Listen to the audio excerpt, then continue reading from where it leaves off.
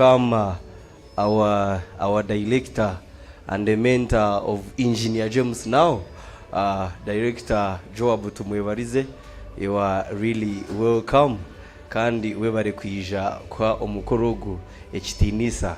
Meanwhile ko kuna nabagambire turi majingo garanchi mutakaguma murandeba ndeturura ndatora ngakuri ndagaruka ndi kugeza kugira ngo ngihenu ndebe nko kunaba nankira konka otherwise ebintu nibirunje munonga kandi we are really happy for Engineer James kandi nabakugaragire nimanyisa ba best man oine babiri rero omusigazi muto watekame nkufira wendarara namugambaho nangwa no mwishiki murunji konka mbweno nimureba okwegesa omwana nekintu kirunji nanye ninshaba mukama ije kumumpa mwegese mbi but ebyo byona ni plan zoha ni plan za mukama nico marareba James yatamune ceshongoro cedini ino chaje konka vase mwe tukajeshongora chief vaso chajijuka kiri butwayishongure ceshongoro ciha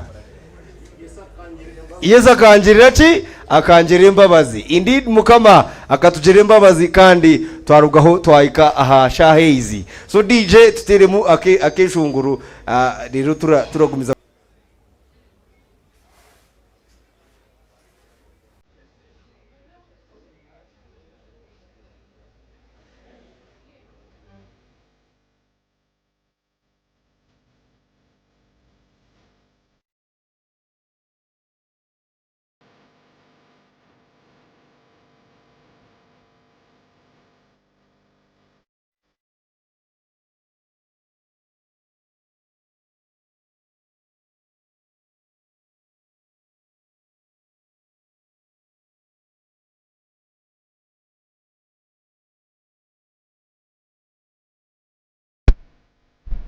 Yes, we were a DJ.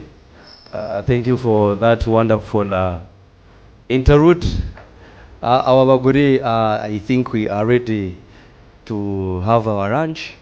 So our Baguri mutwebe mbere rera hasigara Reverend yatushabire for food. Okay. DJ Zero, we get a prayer for food and we proceed. Thank you. Tabire twashabira mukoro kusha mbene munage tushabire ne chihuro. Mukama yebare abweri isoba kandi umwana witu yatemkanise chihuro mukama chizo cyuho mugisha kandi twena barya atari cyo nataribura iwe Yesu Kristo mukama witu. Amen.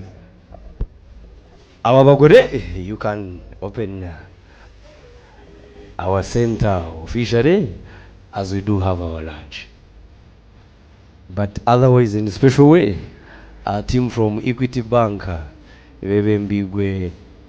manager and my OB, you are really welcome. It is over notary OB wanje ninga OG oratekwa kuba we because we are happy. So if you know that you studied from my Immaculate Heart and you're here, I will be your OB today.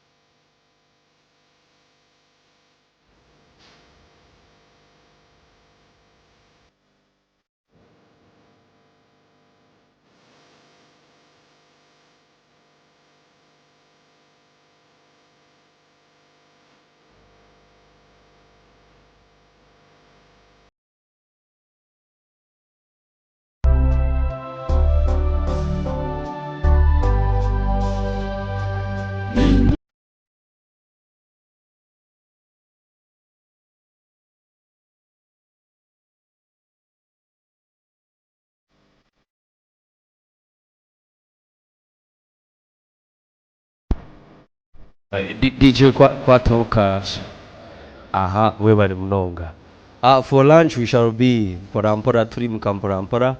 So next we shall have this team from Equity Bank and the elector and our Reverend join the line. Vasoya and Porampora. Thank you, DJ.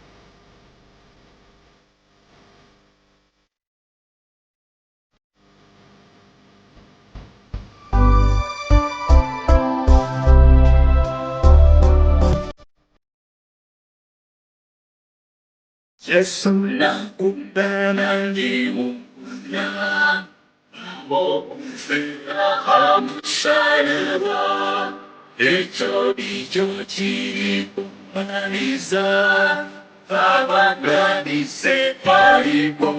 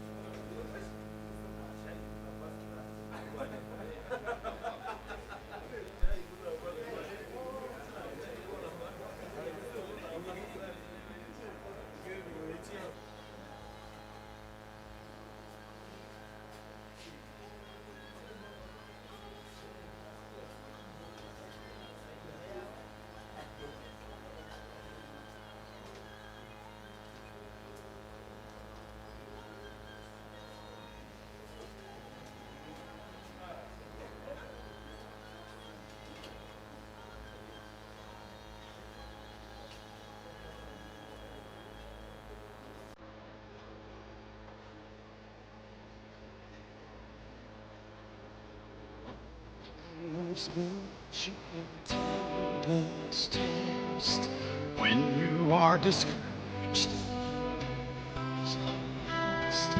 Count your many blessings, name them all. Surprise has done. Count blessings, name them all. Blessings, what God has done. Count blessings, name I will. Count blessings, what God has done. Are you ever burdened with a load of care? Does the cross seem heavy to count so many blessings every day will buy, and you'll keep saying as the days go by. I'll bless them one time.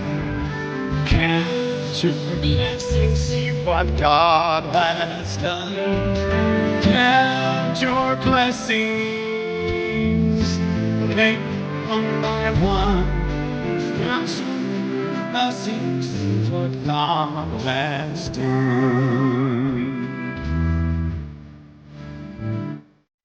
So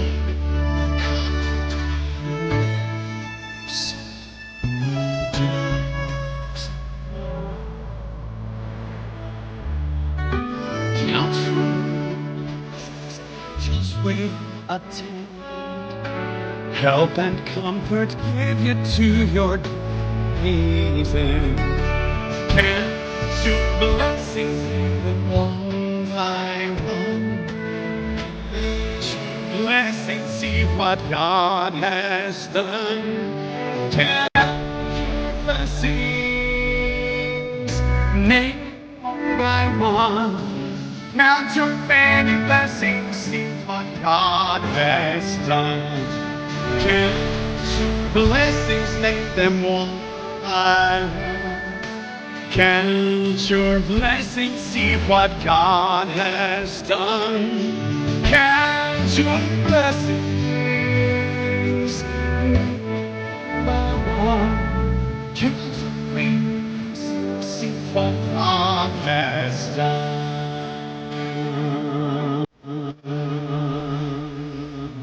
Them one by one. and it will surprise you has done. Can't believe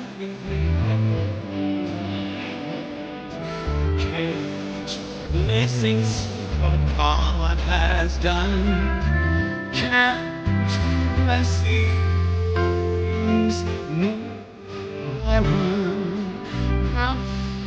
blessings what God has done. Na now kuachirire we have Mr. Tumwebeleze Job, the director of Kabare Trinity College. Right away we shall have a ceremony from our Reverend Moses Aratuheoka someone kache, and straight away we start the function. Reverend, the floor is yours.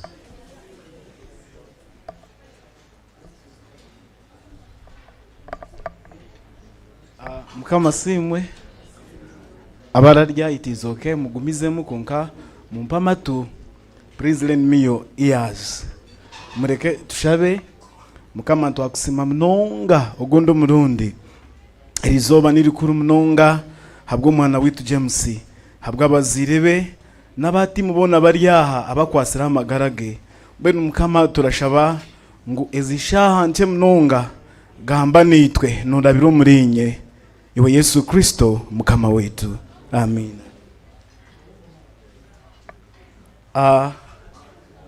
Ntaka gumizemu rekanye shongorora ke shongoro kace habwa umwana wanje kandi munywana wanje James kakugarure mamane nako Uganda nikagufu mnonga barindirira Yesu te bawangurwa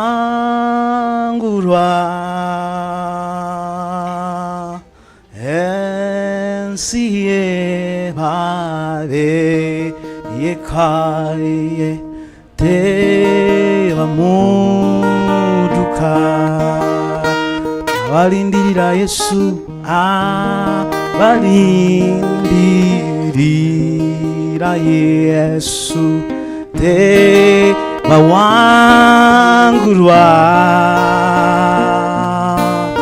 ensiye babe yekaye te bamuduka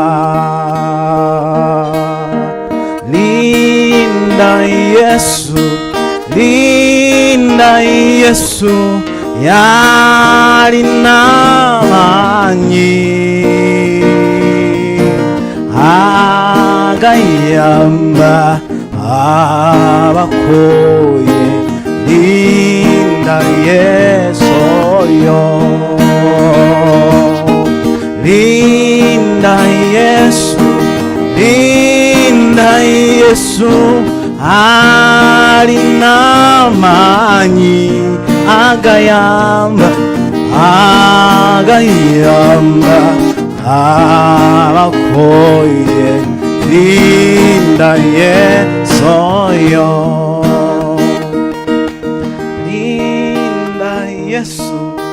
linda Yesu alinamanyi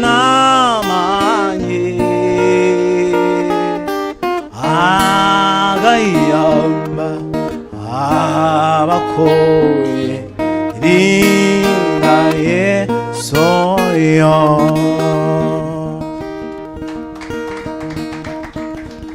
Mbenu, my brother James and my son shemerirwe mnonga abatari kumanya ndi Reverend Moses turi nawe umurisa w'uburisa bwahamurwa kandi nasima Yesu kandi umukindi kitindi inspector w'amashomero ga Church of Uganda habwo bureberezi bw'itu Rubanda district mbeno kuijaha ndeija nkumwana umuka azanandya ndasima director mnonga abo kuba kabaho teacher omu Trinity na warden wabojo habwo buraro eje musabagararara na Lawrence aryaha azabankanda bimusa fast timuzo kushuma and they were committed so mpurire nshemerirwe mnonga nahabweco abamazire kurya munkwase tere ruhango mu ngaro z'amani munonga. Kandi ekindi tusimena director omushiija w'amani tata weitu Mr. Joab dadi ndakushaba abantu yemerere tukuterera mu ngaro z'amani munonga. Webare kutworora. Kandi ekindi tusimena abazire ba James mwebare kuzare manzi na nabakwireho mureke tubaterera mu ngaro. Rero tusimena team from Equity. Of course, Nkejesa Trinity after I came as a chaplain. Mbwenu, I know this boy in and out. Namuvaka yeye okumukwataho. Mukamutware mwamutwire mukamuta mubundi bwenje. Emwe bashisha mwe mureke tusimeje team from Equity. Tubaterero mu ngaro mnonga. So mbwenu mwebare mnonga andasima Yesu. Winston nakwakira. Ogwena wakaba aryo mwana murungi. Mbwenu niwe bakuterero mu ngaro. Kandi ba teachers of course ndi kureba batya barge nyuma kuriya nanarebere yani wensi yani ba teachers bo mwana witu James including me nimwe mwemerere baterero mu ngaro. Ona charity wagumostami. They are here. So tushemerirwe mbwenu mnonga. Briefly tinda mechi wangu ndire James konkanda jiro korande binaga ndakora. Konka omuri bimwe obujurizi bwanje ngyo muntu ore hayo mnonga. Tata he was a cobra arabazire nkaito. Ngwenu bayisini yatu ndegera Trinity akanyigiza kubazire nkaito. Sine yakana fizi ya jinyima. Konga ndakunda kwega mnonga. Mbwenu omuvaka ya senior 4 naguma ndabazire nkaito. Aza mwenu Martin nagamba nkebyo kabiro jotiye because Martin nogo I was a day scorer, he was a day scorer. At senior 4 kana mandira kumusinga gatunga first grade we all got 33 aggregates ndabiha ndey mbwenu kanda bazire nkaito. So after senior 4 nagumizamo nabazire nkaito ndaronda physics and I was doing biology, agriculture, geography. Kandi tinajugwiri kuri najugwire kuri ntarya mbwenu that commitment yo kuronda fees kabani ndeba ngo at least buri Sunday nabona siri njo mutwaro nguhereze mama agubiko mu kibina rero turabike myezi mukaga after 6 months would share. So nkabanda guzayo ndarunda ka fees ko kushashura mu Trinity. So that is the commitment I had. Mbwenu na shoma na mara I am a professional teacher, I am a reverend, nchagumizamo. Praise the Lord. Mwenu, James remain committed. Finally, kankwa kajuma kamba asisize. It is I want that you really digest it and take it up. Because now I'm an inspector of schools. And before I went for theology, director, you know it, your assistant was like, I should remain at school. But I left. But at school, I was very committed. I was working very hard. Even now, if you go to the bishop, think whetao, konkashuware, that is me. Okushangura kora na mani. Okushangurwa mwesigwa. Nachigambireho. Konka, Luke 16:10. Luka, eshura 10 na mukago rwi 10. This is for you, James. Oyesigwa omubiche mnonga. Niwa yesigwa no mubinji. Kandi otesigwa mu bice munonga ni watesigwa no mu binji. He that is faithful in the little, even in much he shall be faithful. He that is not faithful in little things, even in much he won't be faithful. So the point is, be faithful. Gomargo mwesigwa mukama wanjariya handi teacher wazo wa bishop na ora turiya mukade ndamwepa kisa munonga. Why? Okuba mwesigwa. And the Bible says, look at the skilled man, he will serve his kings. So orukuza kuhereza n'abagabe sebo because in skill or in kwetwa. I pronounce that in the name of Jesus. Iwotukuza kuhereza n'abantu obutosha, you are going high. So that is my seed to you. Ejo nembibo egumo muriwe ogumurwo mwesigwa. Nabandi baryaha ogo mushija no wamani mutaruga hanu ya mukazo mubindi we are lacking faithful men and women in our nation. But for me, I don't care. I will remain faithful. Ndaguma ngo mwesigwa. Habokuba kaba mwesigwa ndabazire nkayito. But you can see Rwanga yaguma ram promoting. And by the for mama I'm going. Nchayiyongerayo. Nimwe mukaba bampero mugisha muraba besigwa reka mpendereraho. You know my commitments, but I'm very, very happy and humbled. Kandi abishemwe twe natwarya mureke tusime gitime yakutekera James obare kutekera. Mbenu nahabwe eco omukazi wanje confidence n'umwana witu evidence bakwakura kandi ejibahasa bagira nje kuhereze mukama akutuhira umugisha. Mbenu munyikirize nshabira umwana witu umugisha kandi mukize ngarukeyo habwa commitments zinyine mwanyikiriza mukama bampero umugisha. Abarindirira Yesu teba wangurwa ensieba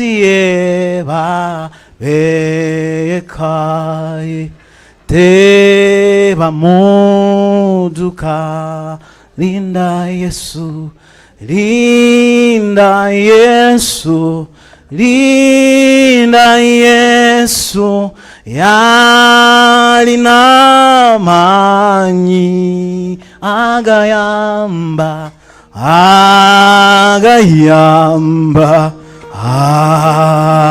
abakuye linda Yesu yo. Father, I want to believe that those who wait upon you, dear Lord, shall renew their strengths. We thank you for today, and most especially for these our children, Lord. We thank you for whatever you've done in their lives, Lord. It is all about you, that even they have read up and down, but Lord, you have seen them through. We thank you. Turakusima ainyamuhanga ahabwa abana betu kandi mukama kagira taba abo bakwesiga uri abagarura mamani mwene mukama turabashabira umugisha gwawe ngo kurugera izoba ayi mukama kuko wakigambire ngo reba mushija oyinobukugo. Look at a skilled man, he will serve his kings. Mukama turashaba korashomesa oherezo murimo. We pray that ubahereze mirimo kandi mukama w'igurunensi ababana bataricenwa bataribura kandi turashaba ruhanga w'igurunensi kugira ngo nangwa beyongere bazo kwega habo kuboyine gold ne feza ne byawe ubagabirire nyamuhanga kandi Yesu kajya mbwataho umugisha baryahe umugisha mwene mukama ko umugisha akurinde akohereza ubwenge ugumize muno shoma utungo murimo wo mushija wo burwo muri rihanga uretera abo wanyu n'irihanga kushemererwa.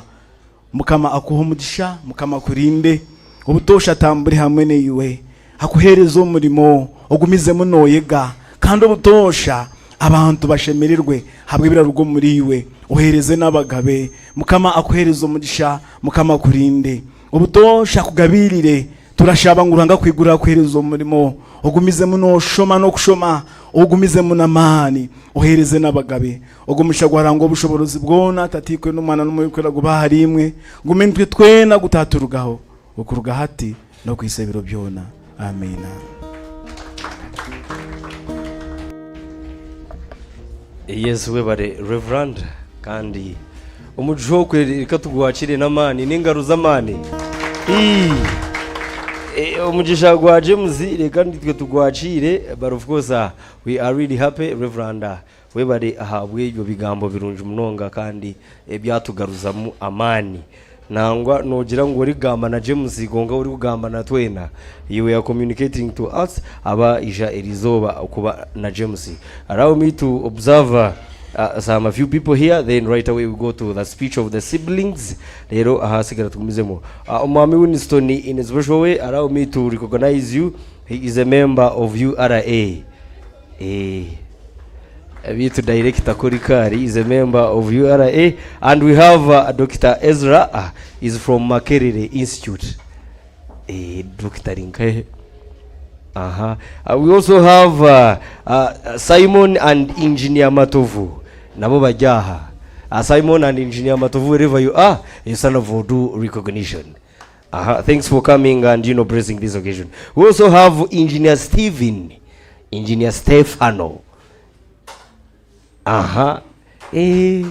No shangu ba engineer byabo ni babikwata mpora nabanza yaronde misumari agishumiko mu koti ahasigara yemerere we bare engineer. But allow me to call the representative of the siblings kugira ngo aje atoye urubazo rwabo as we do proceed. Innocent niwe wicira kare tanjiraho. We bare munonga MC nashemerwa munonga na timu yitu nk'abana ba Mr. Nabasa Gideon n'umucyara we Anet, kandi turi timu mpango abamwe tibija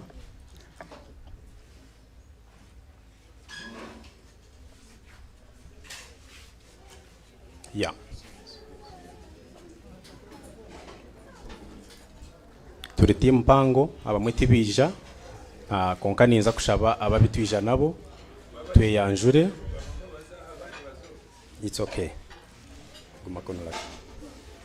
Yes, niza kushaba barahanu yababanze be yanjure babagambire nahi bari then tugumizemo konka batakatandikire nyenda kusima abantu abazire bitu mwen abwo tubasa kutukisa chinteki, and in a special way I welcome the team that is representing the executive director wa Equity Bank from Kenya and the executive director in Uganda, Madam Wahito. We are happy. I've always heard your name. I've always seen your photos.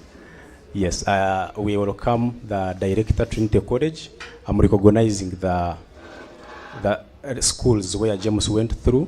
Then we have representatives from the university. Ntubasima mwen. Let's start with Omuto Munonga. Buri omwe naza gamba echari okuba kumweta na necyakora. Yes. Ijarorandi. Nibakwetoha no kora kino shomaki. Amazina ganje banyita Atine Roland. Ninshoma top kirasi. Kana nintwara umugisha munonga go kubebaza.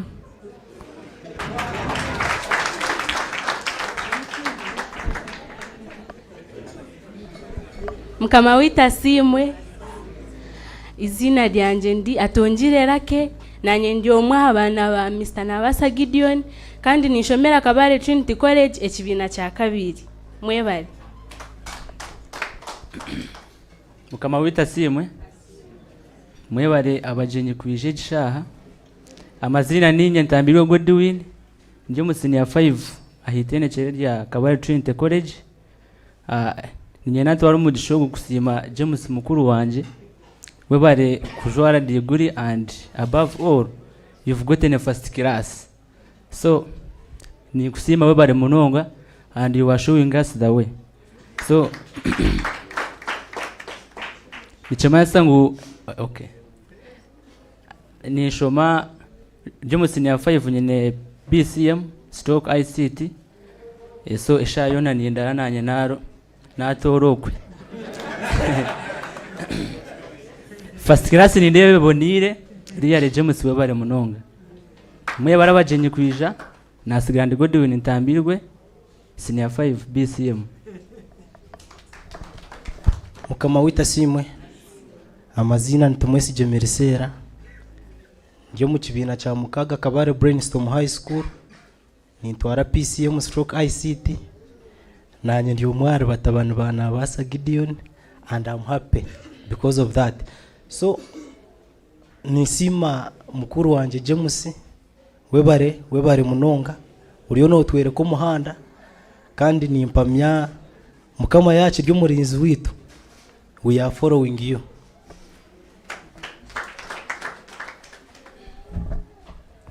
Mukama simwe amazina ya kampu ya Lashila ninkora Nambara University ndi assistant lecturer on faculty ya business ninshomesa ebyobushubuzi mbwene nanye ndi omwana omukomu James webari wakikora kira abantu bakuterera engaro ezindi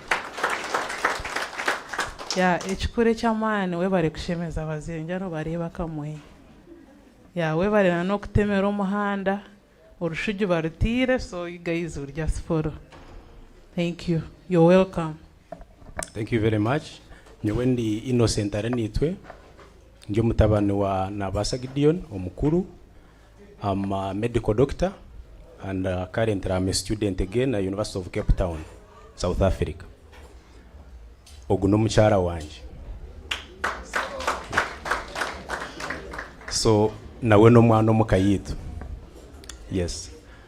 Twashemererwa tinkumanya twabentu enda nkebiro bibiri tubanze tuzine kizine cya kabare konka tikubasika ni mangu twine kutaha ntuza kusima mwena hiborabere mwebare kwija kureba omushija wite ki yatukorera izoba bande nagireba nosha first class negenda na bandi webaro mojo witu. We are really happy and I'm glad that we are coming up. Ntaka gumizemu, I would like to introduce abataroho. So tuineyo omushoro kunkurata, my immediate sister, nsimera pofia, tia basa kwija ino mwana muto, yo mu Arbatine region.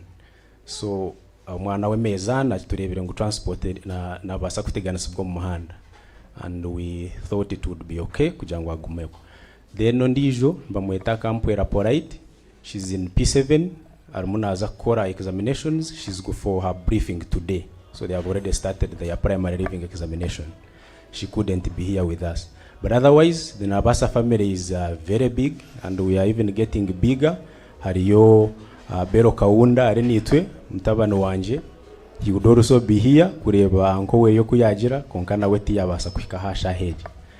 And as an Ainembabazi family, we are really happy and we thank you for representing us everywhere. I'll take a few steps back.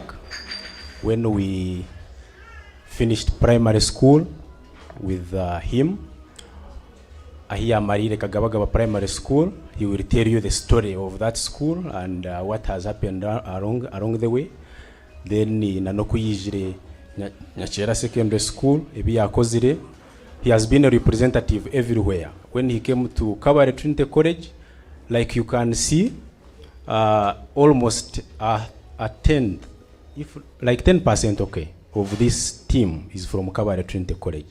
We thank you, Director, for mentoring these great men.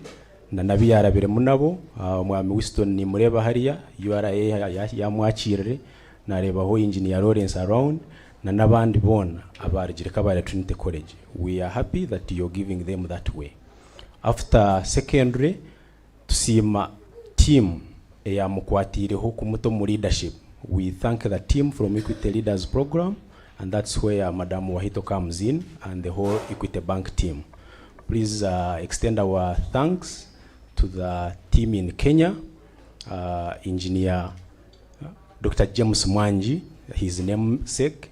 We are very happy for the mentorship through the Equity Leaders Program and what has shaped James into a great man that we are proud of as the Ainembabazi family.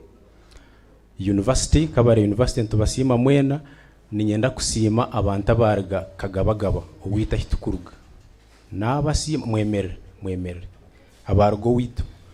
The people who have come from our home. Yes. Haramu uncles, haramu abanyabuzare, haramu aunties, haramu abatahibona. Ntubasimira kimwe munonga kugira ngo mwija Kabare kureba mwojo wanyu, mutabano wanyu eki yakora. Team yakozire first class. They were around 7 people. Omu class ye ya civil engineering first class tizikorwa munonga, but we are happy ngu we yajihayo yajireta. So ntubasima mwebare kwija kureba eki yatukorera kandi twe ntuzaguma tugende nimwe hibara bene mutora ntusima munonga nka family. Abazire tikumanya batukabasima bata. Ebe mutwire mu byona ebe murabire muna no kureba ngo mwatuhera fizi twahika hituri. Kandi tukiri umuntu gumizamo na naba muri muntu muzishashure sente ni mureba rakanosha we. They look very happy and beautiful mu uniform zabo nico basharira mu kugira ngo bije bagumize mu baba muri kire byono kubera mune bitambara. Ntubasima kandi mugumize murebera abana ngo kumukubarebera abo kugira ngo tuyineyo byingi ninza kubashaba ngome hiye because ariyo speech ya James atuganirire je kuyatandikira kuzahishomera kutambuze bigere how he started school walking on foot. That's the story we shall be waiting for. Otherwise, as siblings, we are happy, we congratulate you and wish you all the best in whatever you go for. Ntumanya ngo umuntu ogumizamu kandi ntusima bona abakomentaringire ntusima bona abakwiremeromo eyokozire. This guy has been employed all through kurugomu senior 6. He has been studying, working, doing everything and being a brother, being everybody. So ntusima bona batwirana bamukwatiraho mukono. Engineer Steven mwebare kumuhereza kumukonnectinga aje akafone byakafonere. I don't see Engineer Ruben around. Amuna team ya Sanix abamuhiro mu immediate rahi. Oh right, I've seen them. Mwebare munonga, we appreciate and ebintu noza kubigitaho James ninkumanyoriye maza no kukigamba speech 1 hour. We shall be here waiting to hear from you. Yes, twabakira speech yo kubanza ntuza kubakira itwe kabana then bazire nabaza kubakira ugundo murunda amuheru then babasibure ninga batugambire turaraha ikizuno tukitere tunyenturire tushemererwe abaraga kagabagabanya ndakushoba kubasima ugundo murundi mwebare kuba nitwe. Yes, thank you so much. Emusire katugumizemo siblings mureka tugarche reka twachire speech ejo once again ya siblings ba James ninjira mwahurira James tuwaza kurara waza kwegera Europe from South Africa which I don't know, Cape Town, and we are really happy to have such titles in the house. And of course allow me to recognize the presence of together as we can fraternity. Together we can fraternity nabo bajaha bari muna my teacher of mathematics mwami ndigambe ningandireke kare kandi rekera Dickens Niwagaba wherever you are, lecturer Kabare University. Ndarara naye ta asha icinta cinyigirizeyo cyancinjiriza ati nareba je lecturer Kabare University. My friend. Okay, we shall receive a second speech from our friends of James, our friend James Amanya Kenneth, wherever you are, come for that speech as we do proceed.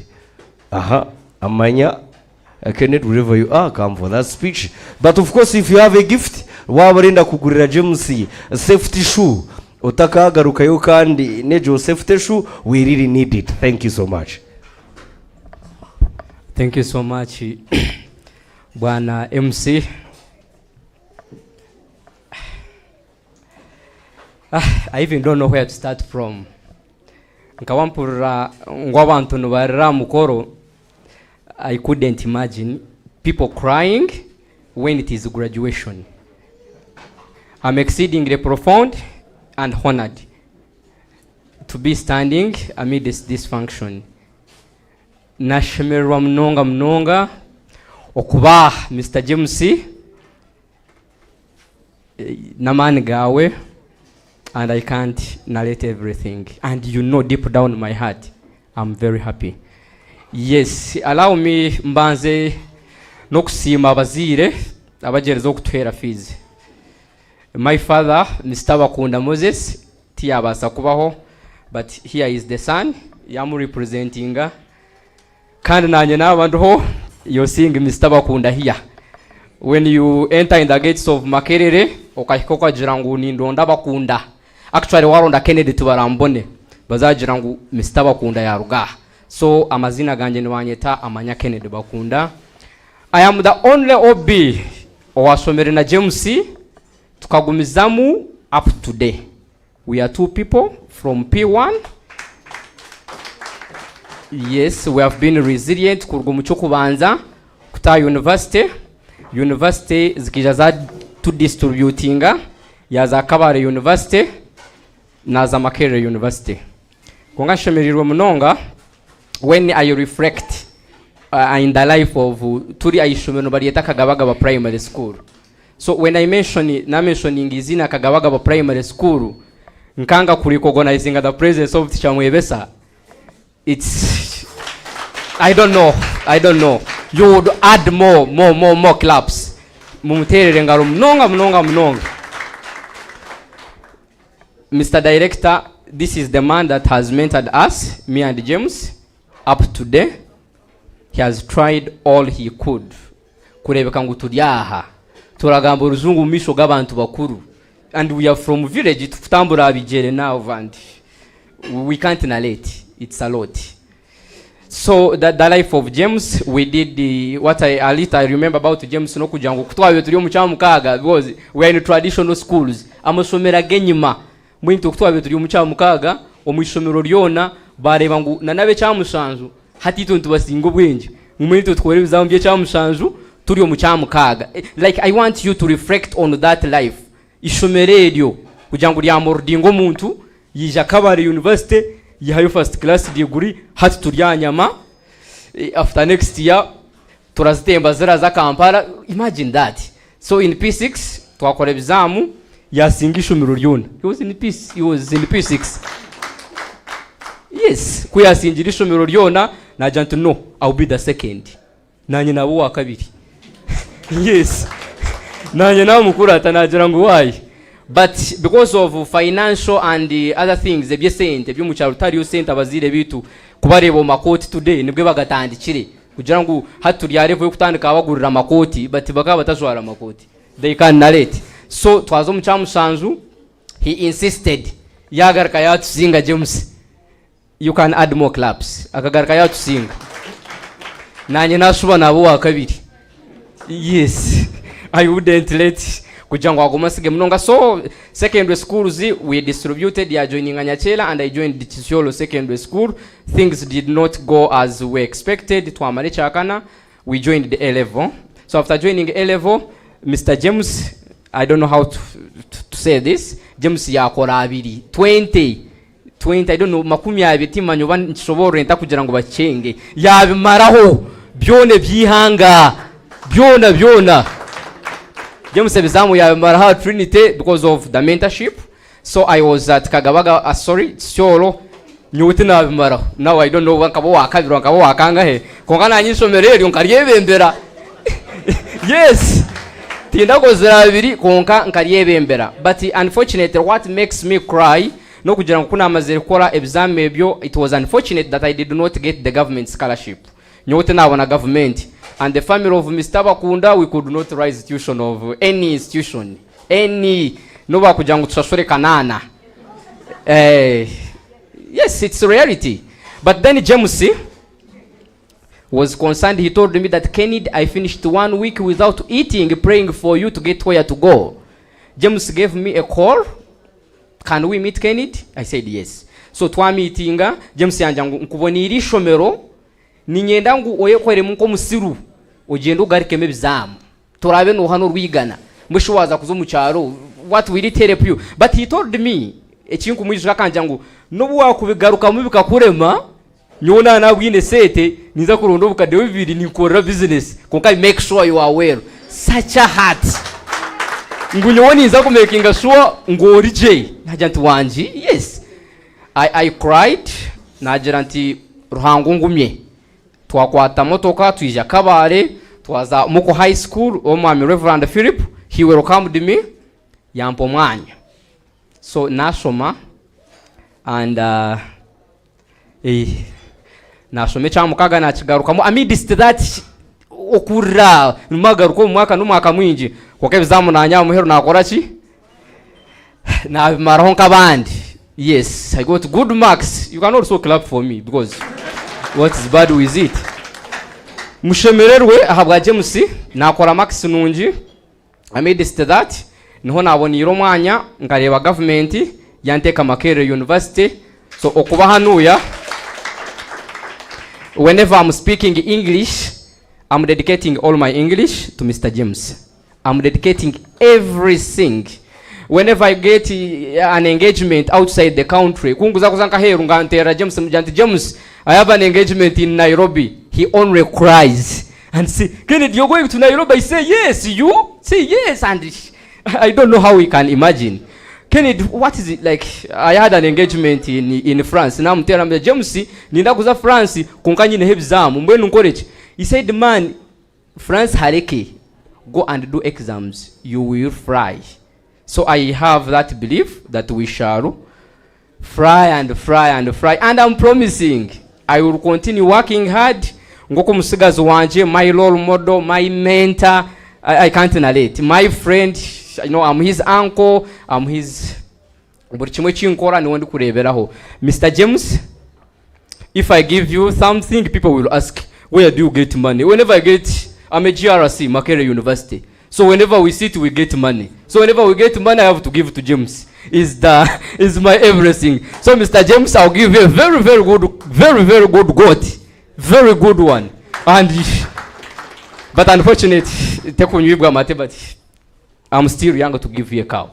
But we can start from there. I'm very happy. Stephen, thank you for coming. Mr. Stephen. And another thing, James, they can't whenever James comes in Kampala, James kakuja muri Kampala, natekwa ku making sure ngu abantu abamani abakumanya. He calls, you know, meeting neri y'abantu babiri konka natekwa ku nteresi magira ngu ijo yakore banywani banje. You know, nyemera abazuru abanywani beye, so hata bagambira my story wajang, hey yo, you shome bitabo we shall get where take you. So recent James introduced me to the general manager Chila Motors. All his friends are my friends. And he knows I'm doing education, so I don't think I can. Yes, I've seen. Mwebare mnonga, mwebare kuturikiza, amanya Kennedy bakunda, Makerere University, Karama for God and my country. Mwebare amanya Kennedy, Karama, and thanks for that wonderful speech. Konka Karama inechina kukundaho. Wabona gesente hati na nyompe ulire Kennedy because I'm a friend to James and I'm James, so wabone sente waza mu GRC meetings, you also consider me. But of course we are happy. Thanks for that wonderful testimony about your friend. We shall right away have a speech from a team from Equity Bank, and we proceed with our mukoro. But before that, as they do come, allow me to recognize the presence of Batisha ba James. Abeje James Wona mwena mwimuche na anare birano dosi na assistant dosa from Kabale Trinity College. If you know, you're a member of Kabale Trinity College, reba dosi ngugwaho emwebare kushomesa James akarugwa mu muntu kandi uwo mugasho. Obugaro bwa MC director we bari kushomesa ruyere auka rebe manzani yo kuziku agugona namani gawe turakusimatine bugarukiro. Reka manzanyete our fellow ELPs, Haruna, James, you're part of Equity Bank, so we have to Fred. Yes, Fred. So this is part of our team. So na speech turateka kujereza hamwe. Okay, yes, so now we are full board. Abantu mwe na mwasibaje mwebare munonga amazina abaranyeta Rotarian MBA Ainesbabazi Martin. I work as a branch manager at Equity Bank. Ndashita mahanu ya Kabale. I think abenjo murimwe we interact quite often. So abazire ba James twabacira mwebare gukora umurimo ruyare kandi muguze mukore kunandareba nabandi abono kubayemerera nuya twareba mumani agumutiremo omukushomeza kandi mugumize mushomeze. Trinity College family mwena ho muri your flowers chonde chimurakora nechamani munonga with our team leader, the director. We appreciate you. Relatives, friends, and all invited guests here, thank you so much for turning up for this occasion. Our graduates for the day, yes, thank you so much. We appreciate you. Leka mbaretere ndamusoko rwo mu Equity Bank. Family ya miliyoni 2 customers here in Uganda. So ni mureba ngo twina mani. Kandi countrywide twine branches 50. So ico kireka ngo tweyireyo kubahereza as we try, because our major purpose as a bank is to transform lives purely. Koko kureba twatagana n'abana nk'aba mpa inebinje bitukora. Kandi okutwayemerera aha ebimwe nihaza kuje bimuyamu because kuja mumanye niki why we do exist as Equity Bank. Turi aha mperiza ku celebrating na James na Fred and all other graduates for the day to say congratulations. I know it is a milestone konka mwe ni obutatuyemura because you know, yes, there is going to school and then there is also going there and you do what and you achieve what you're supposed to achieve. So achieving that, it's a milestone. Congratulations. James and Fred mwe bari kushoma turabasima, and what I can say ntakahira kazindaro, your future is well guaranteed. Your future is well guaranteed.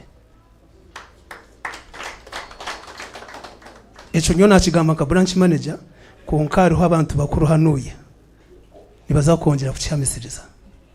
Okay, so anaza akazindano kahereze, let me pass it to Wahito and then she will introduce the guest of today. Thank you so much.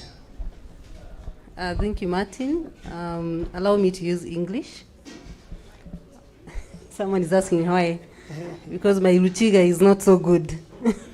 So my name is Elizabeth Wahito. I work with Equity Bank Uganda. Yeah, I come from Kenya, but I'm an East African. I was telling, I usually tell my colleagues, I started working in Kavale. Long time. I was working with the local government as an intern because I was in Makerere University, so I was posted in Kavale as an intern, like more than around 17 years back.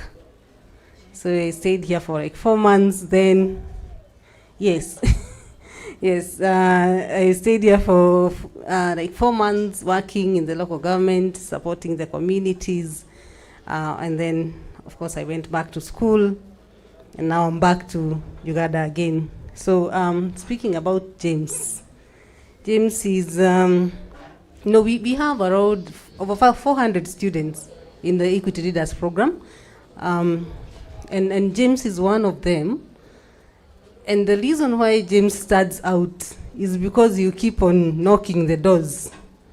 So you not fail to notice James, whether you want it or not. You notice James. Because you always knock the door, you always ask for clarity, you always ask for support. So even if you ignore him, he still remind you. And I heard the Fred saying that whenever he comes to Kampala, he makes sure he meets everyone, all his friends. And I'm one of the people that I get that advantage. So James, we're very happy. And Fred as well. They're actually 3 in Kavare University. One of them is not here, Mohammed. They were graduating today, the 3 of them. We really appreciate and we congratulate you for finishing the race. We know there are many who you started with 4 years back, but have not completed. But you decided to persevere and complete. So we really appreciate that. And we hope that you keep the zeal as you progress with life. This is just a beginning. Someone said today in the graduation that you're just commencing. You're starting now. Forget about what was behind. You're starting now a new journey. So you have to take the pen and write your life story. Are you together? And Haruna, as you come in, Haruna is in the 3rd year, so you'll be coming in 2 years. So you need to write your story. The way you've written it, so continue writing it in the right way.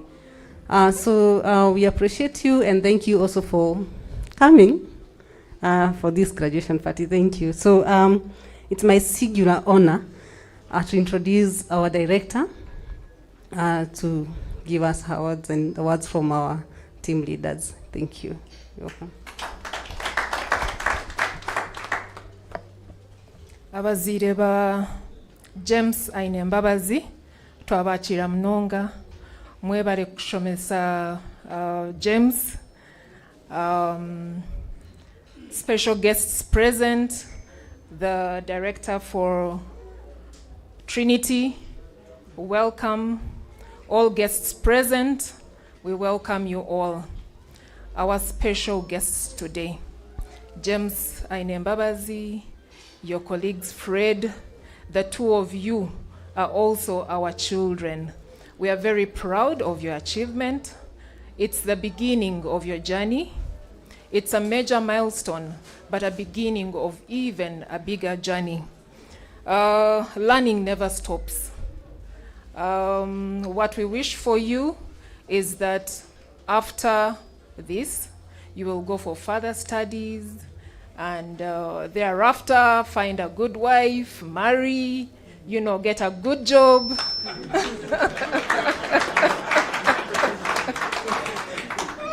Yes, and continue doing us proud. So, Dr. James Mwangi, the Group Chief Executive Officer of Equity Bank in Nairobi, received your invitation with so much excitement and pride. He would have loved to be here. Unfortunately, there are other very pressing and competing, engagements that he had to go for, but he sends his congratulations. He says he's so proud of you, and he'll find a time to have an engagement with you. From the managing director in Uganda, he also sends his congratulations. Unfortunately, he's also not in the country. He would also have loved to be here, but not able to come. What we know about James is that he is, can I say, an ambitious young man. He is a go-getter. When he finished his S6 as one of the top students in Kabale, he was actually among the top students, where Equity Bank identified him and took him on to give him training in leadership. And during his time with Equity, that was during his S6 vacation, he stood out amongst the other students. During his cohort, there were around 120, and he stood out. He took on leadership. He would lead the rest of the team, and we were very proud of him. He came to university, in Kabale University, and while in Kabale, he led the other Equity Leaders program students in Kabale University. So you see the caliber of young man he is. And he didn't stop there. He took on extracurricular activities. He would write essays to the UN, to the government of Uganda, and his essays would actually be the very best. He would be nominated. I was informed that he actually went to Nairobi and represented students during UN, before the UN body. So we are very proud of you. You've exhibited, such strong leadership skills. We wish you well. We pray for you. We will continue supporting you. You know very well that at Equity Bank, you're always welcome. If you want to come back and work with us, you have a place within Equity Bank. So please feel free. And to Fred too. Fred was also our son. You are also very welcome to Equity Bank. If you, want to come back and work with us, the door is always open. I would like to congratulate you all and wish you the very, very best. May God bless you all.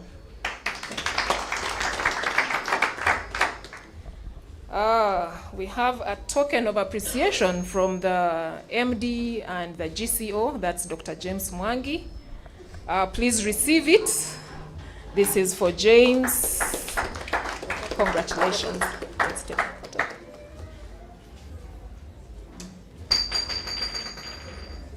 Thank you. And to our dear Fred, we also sent you a token of appreciation. This is for you. Congratulations, and continue doing us proud. And maybe as I close, the MC mentioned I was from Kenya. I would like to confirm that I'm not from Kenya. I am a Ugandan, born and bred in Uganda. My name is Catherine Somgen. I am the Director for Public Sector and Social Investments at Equity Bank. Thank you for listening. So we'll let's just take a photo with her.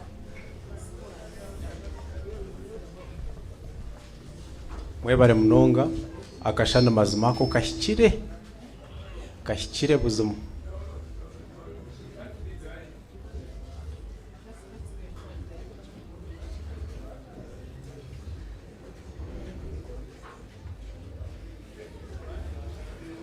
Cyaterera noreba kubanyerera. Thank you for looking nice.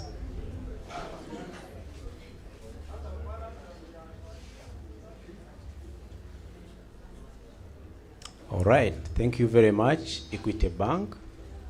Abwa speech ya manejo ninza kuganirira habazire banje kibagambira omwojo witu.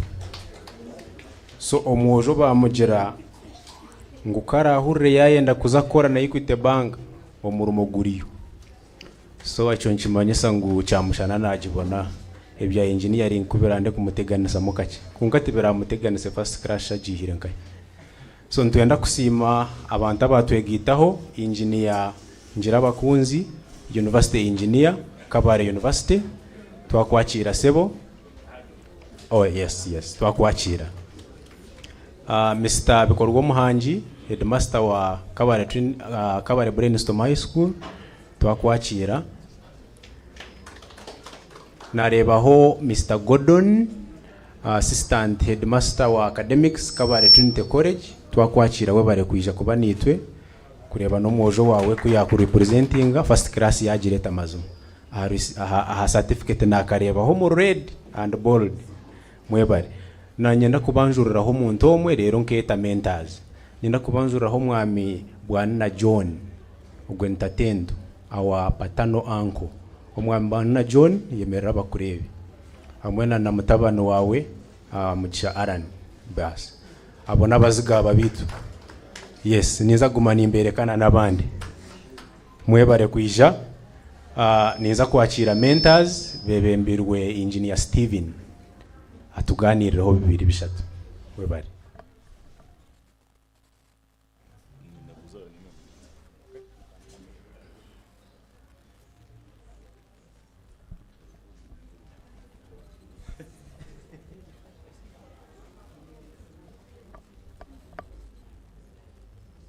Omjenyi mukuru w'izoberi protocol eroho former schools leaders people at Equity Bank abazire ba James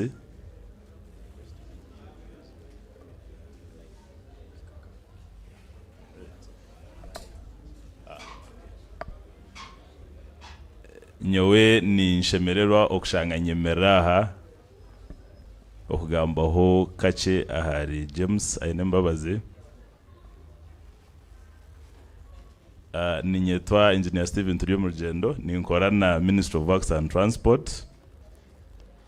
Nyowa hunkuruga it is a neighboring village na family jahe kuruga kandi James okumumanya ninjira kiri nk'umwana muto nacoma konka nyo kinkujuka woni kimwe ninjira kubayira mugambera hungu hine nk'umuntari omucharo kuriya nakora atinati ninjira nawe kimushemeza. I don't know whether I would inspire him but I think way back nyowe at senior 6 ubwire bwistu count kora 25 points nkana kuze 25 points on PCM so ninja bikaba byamunurire and so kuyizire twakwatagana twatandika kumanyana I found him a very, very, very good boy. Academically, he has been doing very well. When I got to know that he's doing civil engineering, Akaija is a person who checks on people. Whenever I would go to the village, Aisha, Nyinaha mukuru wanje, engineer Samwetise, etimanye umukaturi ba engineer, so njaje musakachikunda, so kabira Aisha tugamba nawe, and would encourage him. We are very happy that new first class tindaji win. So I must say, congratulations, and I know you're destined for something too big. You might not imagine, konkani manya noza kukora kurunji, and I must say, I'm proud of you. Katwe torore mukache, I also, wotakabire busy, let me also find something to do for you. Okay, meware mnonga.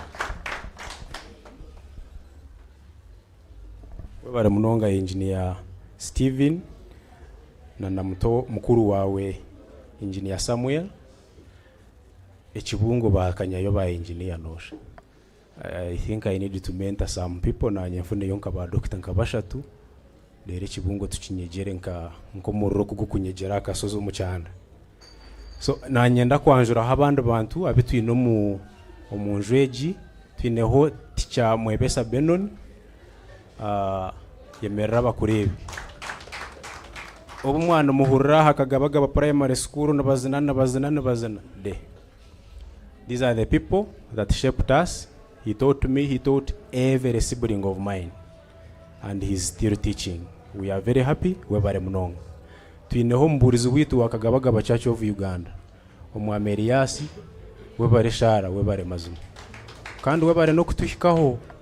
Yes, twineho ba anti bitu abakuzarwa na mami mwemerere babarebi mwemerere manzitu wabareba mwebare munonga twasima twineyo nabandi ntuzaguma ntubabereka nko kubija ekika cyona kirya buri yomwe hino kuyiye. So niza kwakiraho ba marume hine kibana benda ganiriraho mwojo wabo anko namureba kuyasibire nashekaho yebari ijo kigambe mazamo. So mwebare ogunba bamweta anko muhwezi Justus na anko aranye hayo ndeka agambira honge bwambo 2 tugumizemo na nabandi.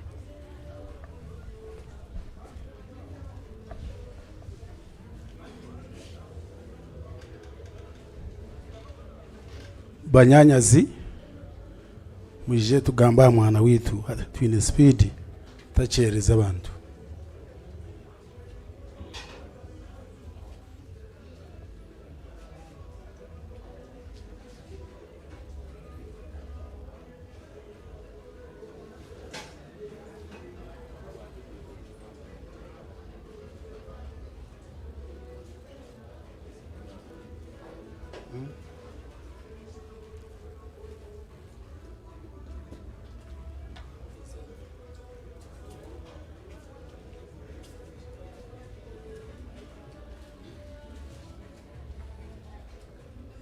Abajenyi bakuru kutwabatera umugongo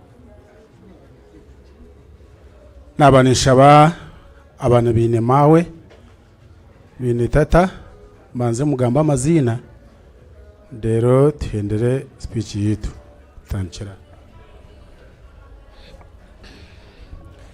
Mukama wita simwe amazina ntwirigwe Evasi kandi nanye director turinite nyineho mwana nabamweta Ainamani Provuzi ya mare yakana ninsima aje musogu okwija ogo mwana na manegeye na mwenyonyi no kushemererwa kwinji James nogo mwana wanje Provuzi ebumukorire na director y'ishomero ninene kitongore cya mukwatireho garya mane gawe okwijaho nabwawe nyewe nakuhereze mutware 5 neke yanje.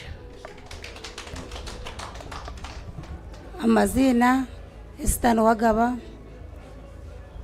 nanye ninye no kusima rahanga abwa James ogo mwana witu ninyenda kukurata nyina mwene twasima ubwo mwana nanye yanyereka kuno kabare ine benta kahikaga mwene yampiseyo naye bare munonga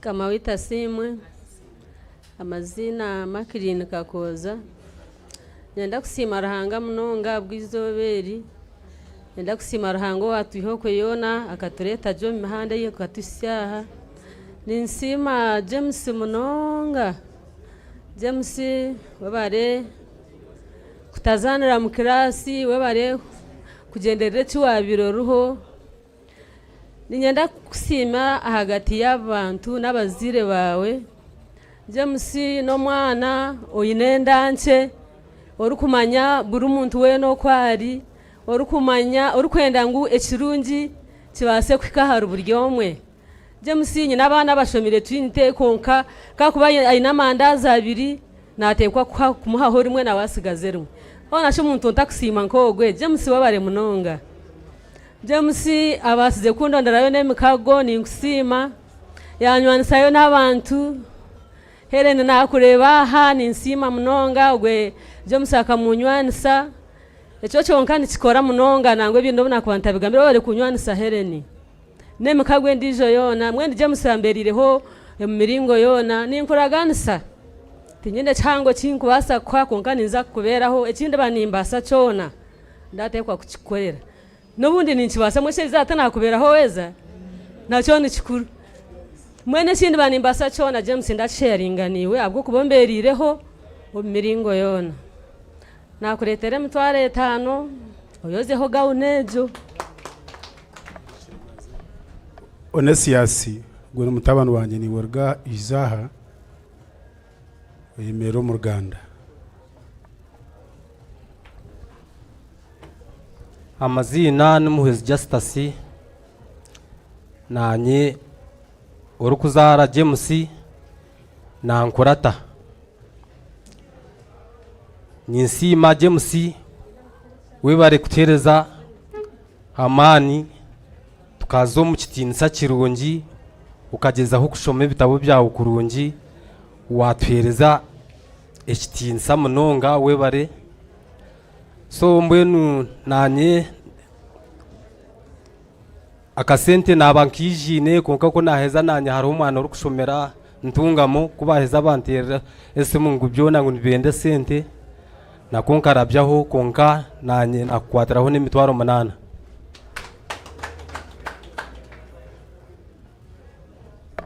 bana mutumwina amazina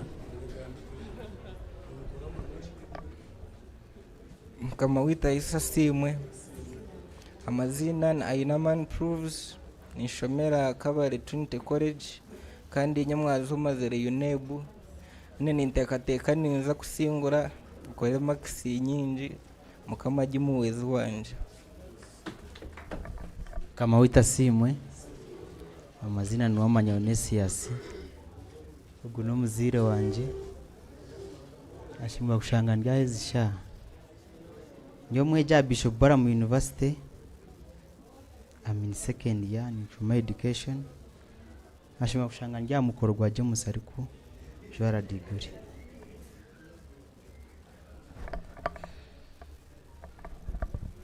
mbabare munonga bana mwenimwe nyonja kutwara umugisha go kusima Ruhanga abwo kushanga ngwe rijoba turya mukoro gwa James mukama kuhereza umugisha kandi Ruhanga naye bare wakwiro bwenge ukashomoka shanga ngo ni watweta haturya nyenda kubanza mutwara umugisha gusima nabasa mukodomo wanje na munyanyazi mwebare munonga abwo korora umwana mukamwororaje akabasa kukora nanko mu munkogu ninga seshitini sankecha akagaburira abantu akatugabura tukabaje kandi akashomaje James webare munonga mwana wanje kubana bagamba ebi wabe no gukora burkirasi wae ozaho ujemaraho nabandi hariya umwana yaze ngo hariho kushemererwa kwera no kurra mwana wanje webare kama kuhereza umugisha impora nintwara umugisha gwo gusima Ruhanga bwo gushanga ngo turyaha tata taroho bakaramwita Katama NOC kandi mawe wanje mwine bamwita Juventa Kimunyu turya uruganda rw'abahinda nibo bazira abantu aba kandi nishemerwa gushangana mwizukuru witu na wakora ikintu nkeki itwe twine speech nyingi abo kushemererwa konko bwire nabwo nahare tubasa kubacereza amazina ganje nabanyita Aranyaye Patrika turuga omugomboro ya Rugota kandi sero bagita Kagarama mwe nanye Jomusi nakwereze mbuzi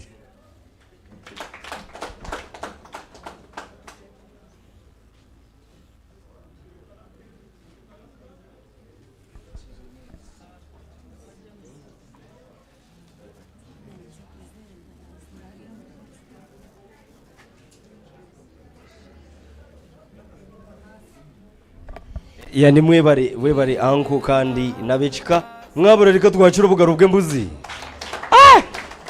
unajini bagambe mbuzi rero hasigara tunange but of course we are still going on kandi turi hape kumwe reka nyanjure karani witwera izoba ayiwaye rero hubira abantu karani umuhandi ici nyabura utagenda nembuzi kandi urenda kuhaje musi kugira agere ayi atanchira bwana Kerebu no shwangu twabowa no baso kwato munanga tukabanza twahimbisa ukache as we do proceed for another session together as one fraternity memra ikahihi for your speech then later we shall go to the employer Asanix team Abasanix team ni mwe muberede Kerebu kwata mukache tubanze twananura ha magufa tikwe hona tikwe time director ya jirangu time and of course you also be preparing for your speech after the employee of Asanixi. Kerebu you come later rekato hachire aba together as one fraternity mije mutereteri urubazo gwanyi followed by employee Asanix team.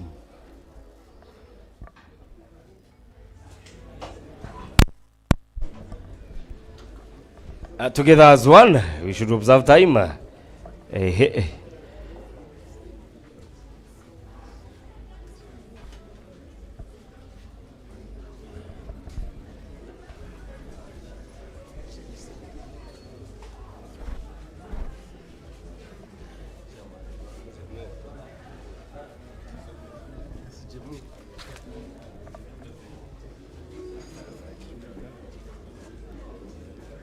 ba James kana bajenyi mwena abija mukoro murunjogu twashemererwa mnonga ukwikarye rizobe ritwire tutegereze together we can nechbina echiri kushangwa omutaunomu turahwerana kushemererwa hamwe no mubizibu konka James nko mwana w'ubwenge we na Edward bakagira ngo echibina baratekwa kukizamu kandi turahurira turabesibisa munonga kamembazi b'ekibina kitu abana aba turabakunda munonga ko bine bihaburo birungi kandi turareba future yabo eri bright sure deal ico cyo tyalo kwinduraho eri bright mbenu campaign ze chairman agumize muno rubazorwe mwebalize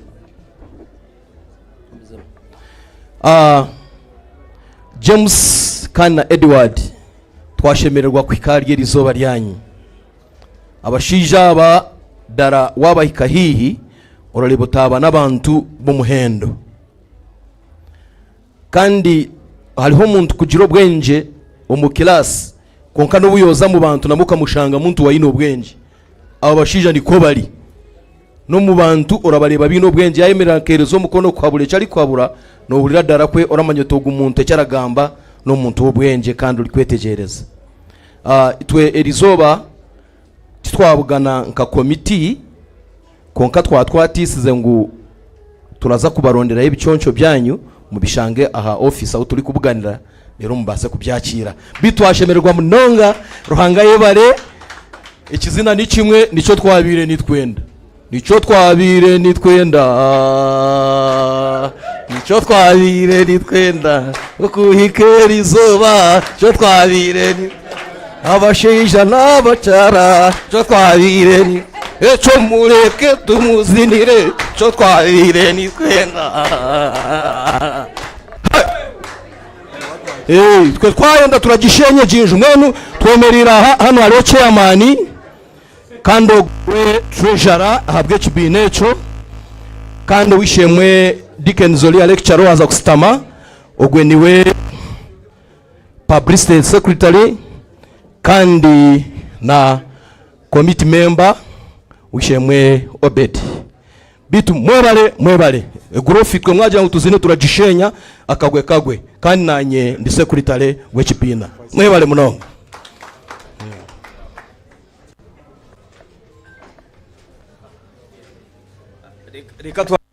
As a next team, as we do proceed, employee, Baringai, if they are not there, we can proceed to the director's speech as we go ahead. A director Kawari Trinity College, aije atwe urubazo. Umusigazi yajwara degree ya kora first class, abandi bahembuzi hano muhente. I don't know, but those are my own words.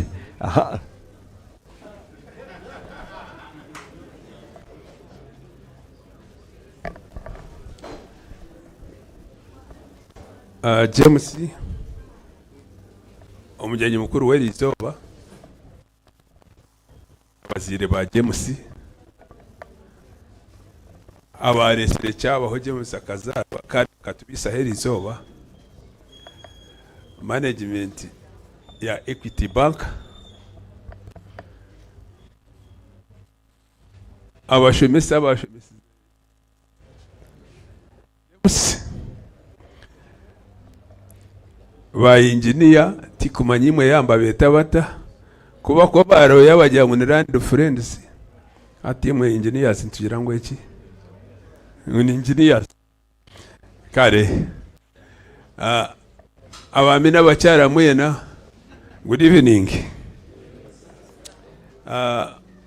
munyikirize ngumeni inshanzu y'urujungu nana orinyankore ahakuba nyenda ngutwena tutambure hamwe nyenda kusima ruhanga munonga ahabwa James kugira ngo Erizoba yes abaguraduatinga barho kandi tuyinaka kwate nabo konkeri Erizoba shitamye hagati hari ni James mwene twatabagambire umwikirize ngo muri nka best man na radio na metron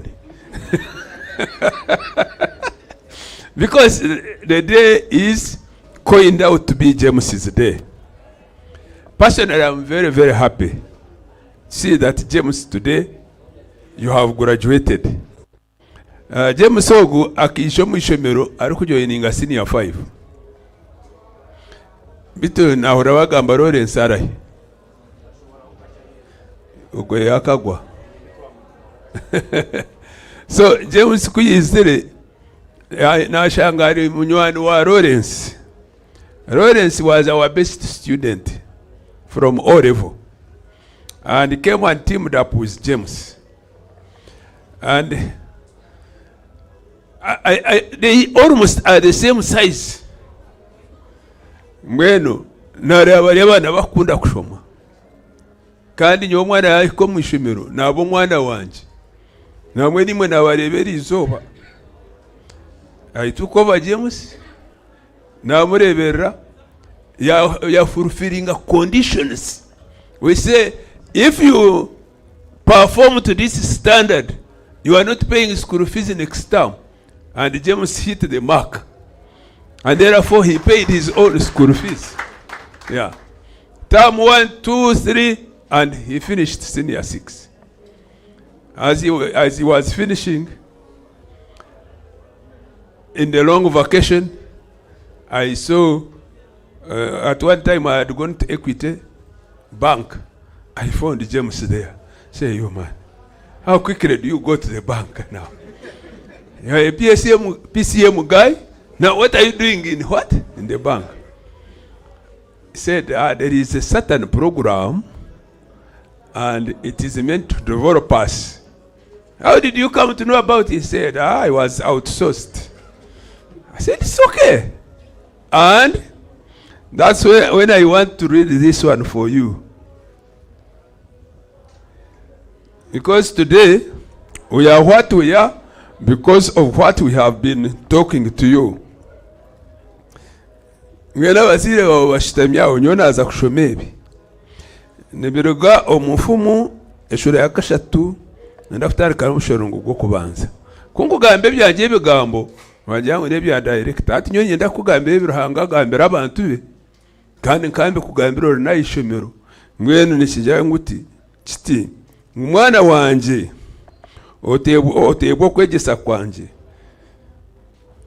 kureka omutima gwawe gume gworobere biragiro byanje none biragiro nkibyine nokimanya ngo nimbye tugamba hamwe aha kuba ebyo byakoretera okugira ebiro bingi n'emyaka mingi no kubaje munonga omagara gawe no kubaje munongo munsi ntizaguma tukwabure cyo gukora hati ibyo bigambo nabigamba kunkana n'iby'abazire nimangu no mukana bone bagamba niwe bakabagamba niwaza ku rweno zayishomero still ibyo bigambo nibizari your brothers and sisters and relatives n'abana aba Trinity barya muhoro bere biragiro byitwe bitukugira ki ebitukubagambira. James did not have any problem with teachers. The problem he had with them is to consult them, and which I always recommend. To consult teachers, I tell students. Abashemesa baruho ahabwawe. What abakoresize n'umushango gwawe. So consult teachers, and he consulted. And finally, he made it. James akakora 20 out of 20. Ya fulfilling one of the pledges I had made. Whichever student makes 20 out of 20, nyoni nkoro mushawa yanje 1 million njimuhereza. Kandi James akazitunga 1 million shillings from me. And the parents were there to receive it. So, don't you think you started a good journey of achieving the goals you have set? Now, bueno, because I'm talking to James, but I'm also talking to you. 1 million euro. You hit the mark. And you will get your 1 million. Abazire muria. No siba no na school fees. Okutarasha shule nagarka na muhachi. Million. So, ababwecha abandi mutari kope birungi. So, nyenda kusimaranga we rizoba. Nawe wagarka wakakora we are your first class bakuterera umungaro. Hakuba when you aim higher, as we have been talking so closely. Shadawenu, in addition to 1 million, every month many muhereza shilingi emitwaro 20. I discussingira abana kache agenda mukwase emitwaro 20. Akwakuta tugane atukonka university manyegumire atati atoguma notero muzire munyehoreza ka pocket money ati bigumire wendi twicerezana hati yogumo ishugambira abana ebibashemirire gukora nyonkereze emitwaro 2 yicereza naguma ni imhaki emitwaro 2. So really, and I can do it to every student. All you need is to listen to what we tell you. Ngweno tikwenda ngozi nenyeshome abashomesa abashomesize James na batahibe mwemerere teachers of Kabale Trinity College, not necessarily because some of you are administrators and so on, and the Gordons and so on. Ninjamu te romu abashomesa but they are doing a very good job. Yenda kusima ruhanga abwa Trinity College students abakura bayo keeping their standards. Aroyo omwaka gwakuratire aro omwana obaga mweta Swaibu nawe was the best akana arugoko rero abamwete mukumangu ni ndugoko njijo na niyo ndukuru nawe nyine ibanje ariyo kumutayayira akanyeta nkuze kumutayayira twa twapange cyazamwe kindi nabura kusayo konkarija kurwaho ninyije. So hati twaguma tukoragana pora. Now we have reached this level. So I when I went to Akia first class last year. I'm also told Naka Lawrence, no wataria where Makerere, he has also got a first class. And he also had 20 out of 20. And he's in the group. So you can see Trinity and Equity, we are a winning team. We are in a winning team. So I'm very happy for today that finally you have graduated. Now you are a graduate. And we are no longer talking of a graduate. Now that you are a graduate, I always believe that if your head is upright, 1 degree is not enough. Akadiguri kamwiti kakora. Kandi nyuka bajya mu mpindure benchmark yanyu. Nyona ni kugambira kintu niwe reba y'abantu basa kukikora nango karenzi aho. Nyowe kuna represent first degree nkajezo kwa mushanju. Okwa mwenda nagaruka yo for a postgraduate diploma. Na kwezo kwa mukagare next year okwa mwenda nagaruka yo for a masters. So kuna bena hikaho nyote nabona Equity.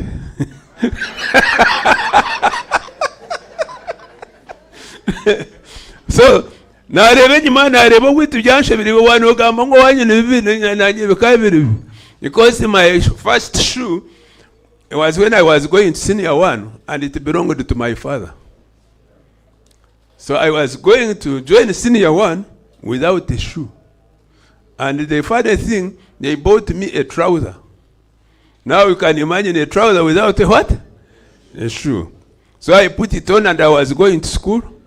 And when we went to the sitting room and they wanted to pray for me and bless me to go, my father looked at me and said, "You have no shoes." And he knew it. So he went to his bedroom and picked his own shoes and said, "Try in your shoe. Try in your foot and we see." So I tried my feet there and I could fit there. But it was slightly bigger. When he asked me, "Does it fit you?" I said, "Yeah, it is fitting." Because now, a bigger one is better than no shoe. The bigger one was better than no shoe. So that's when I put on a shoe going to school. And that shoe, I kept it for 6 years. Because I would only put it on Sunday. And on any other day, I bought what we call Rugavire, the car tire. So I was putting on the car tire shoe. And I studied and finished. But all I wanted was to achieve better than my parents. They did not go to school. They had done something for themselves. Me, I wanted to achieve better than my parents. That's my target. My children are not here, but I always tell them that they should aim at beating my record. That's when they will be successful. If they do less than I have done, they are not successful. Now that you have done better than your parents, let people clap for you. Awazile tumwachurire cha kubani umurinka tatana mawe bakaba tagire mwishomero. Ubakashoma Bibuli. Nagira ngo bamutero mu ngaro kuba atungire mutaratungire. Cyecho. Mwena bashomire. Hata ubwo bashomire. James, what do I want from you? As long as Equity lives and can still support you, look for bigger things. That's when you will come and get a softer landing somewhere and not to remain in Kayora. You will be an engineer of a difference. So if that opportunity comes, say it is very fast, go for it. and do something. I don't want to continue beyond that. You are so many today, those who graduated and are old students of Kabale Trinity College. They have been ringing me, "Sir, why kahi? Ntaza ndio muhanda. Ato muhanda nshutamya atinabiha.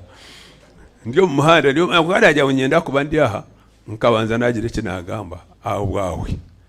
So, thank you very much for keeping the promise, and nyowe nyenda kurondereyo enkito nungi ojujware orukugenda noza kushoma. So you will see me tuichiriza nesho enkito nungi neshaki. Akwa nyowe nyoti nkujwara enkito nungi. Ezo nungi tinkuzibasa konkiwe turonde nungi. Mwe bari munonga. We bare director abwe bigambo birungi kandi we bare kuba muzire mazima. Turi umuntu uza kufunaho abanda ba mu rekero muhanda James kuyashyira Kabale University yo mu engineering faculty yanywana na University engineer. So we have the university engineer around, nawe naza kugira iki yaganira. Konkata kijire na nyenda kubanjurira ho team yitwine moma abantu bace twineho tatenkuri yitwi. Mu nyankoro mwe nabajangu no shoye nkuru konkani tatenkuru. Omwe amaroni we bare kwije yemerero hubire abantu. Yes. Ogwe ntatenkuru twineho omwame Ambrose ogwe na anko witu Ambrose arinkahi. Okay, twineho omwami Gerevaziyo hamwe na binkwatire ki abo no babandize kuba ba engineer mu kibungo na hate bakiri mwemerere muhubire abantu.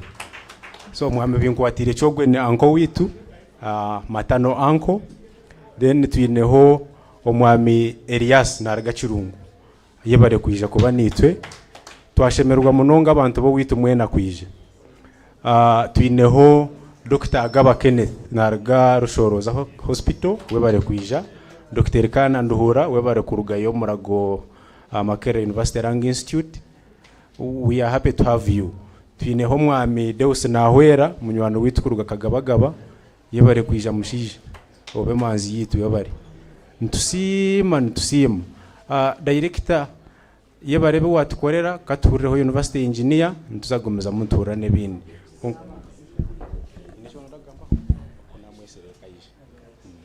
So omukatabo ka graduation kutwanturonda hari hece batiremenye mahoko neza ko bashaba nje bashomereho kace because ni manya bingi tebakireba. There is some message that they put behind the book at the end. Nyona araba mundu kureba kubashuwa jengu the name Ainembabazi Jamusererum.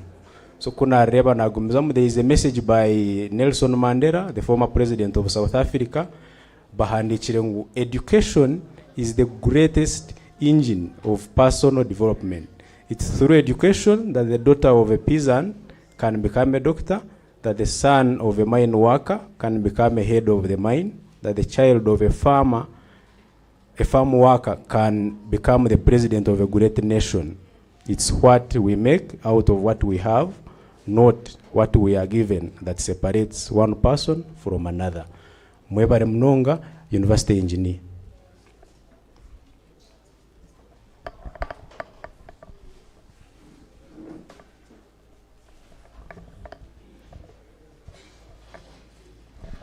Yeah, thanks a lot, MC,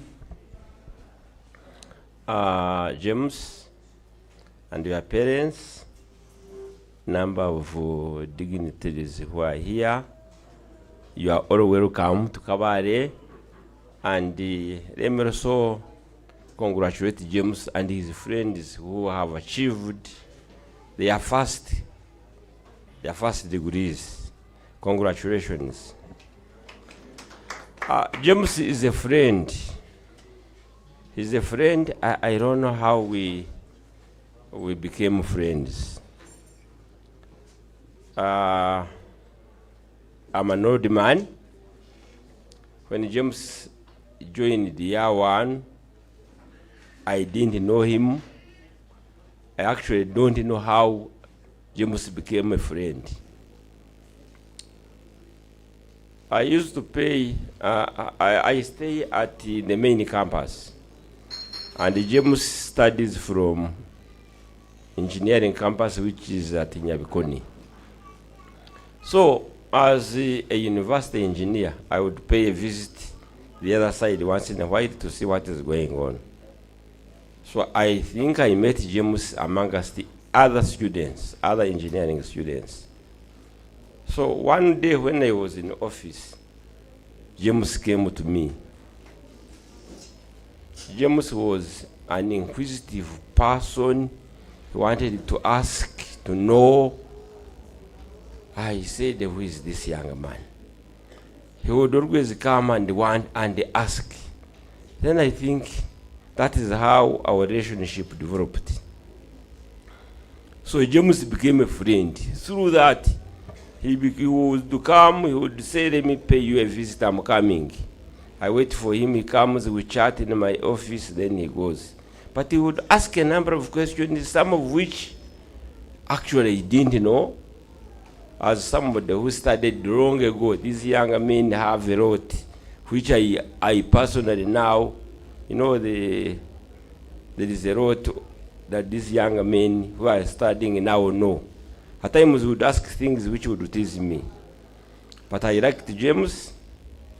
Because of that, James became very close. He would say, man, are you in the office? Yes, I am. I have an issue, let me come and discuss with you.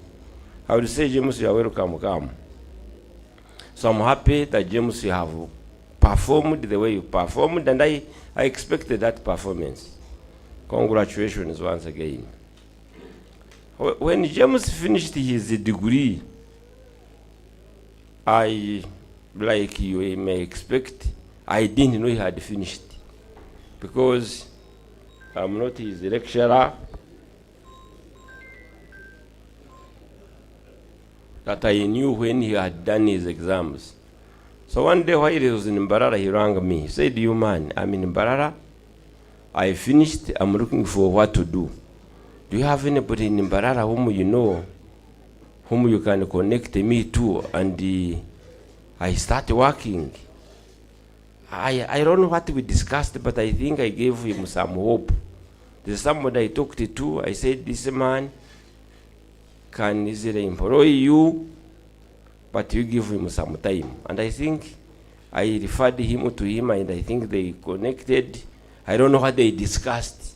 And I really imagine he could have been of help. Yes, James, I want to thank you for that relationship which you created. And you remain my friend forever, as long as I live and he lives. Today I was very busy because of the graduation. I was heavily involved. Even after completion, I said, after when the rest of you left, I still had a lot of work to do. So I remained, that's why I came late. I had very many people who had called me, some from Kisoro, where I come from. I said, if I don't go to James, I'll have made myself a disservice. And I think, so I said, even if I don't go anywhere else, let me go to see James. And that's why I came here, however late. Yeah, James, I lost a close relative. And I had told him that immediately after graduation I will rush. But I said, let me not go before I see James. So surely that shows how close I've come to James. James, I wish you well. I know, like they have already told you, one of the goodies really it has become basic. Nearly everybody you have had, even primary teachers, they are saying you should have a degree. So if you remain at one degree, you will be having a degree like primary teachers. So surely I also want to encourage you that after you have sat for 2 or 3 months, you think of a master's. Then after masters, you had those who are having PhDs. You are still young and you are capable. You are 20 marks at A level, first class. So what should stop you? You should be seen as one of the trainers of these other children who are coming up. James, the other thing I want to encourage you to do immediately is to think of professionalism. You know, when you have one degree, ideally you are not supposed to be called an engineer. I mean, when you have not practiced. So think of professionalism, get a mentor for a period of now 4 years. After 4 years, you become a registered engineer, and the things will become much better. Then, if you have, by that time, you should also be having a master's. So, the sky is the limit, and I know you have the capacity. You are now looking at your parents. They are aging, you are becoming they will start depending on you. You are still dependent, but they will start depending on you as you move on. If equity is here for you like I've had, please don't misuse that chance. I wish you well, and yes, we shall continue being in touch. You have my number, I have yours. I'm here in Kabale, you know it. Even when I've gone to Kisoro, I will welcome you there. And yeah, let life continue. I think let me stop here. I wish you well, you graduates.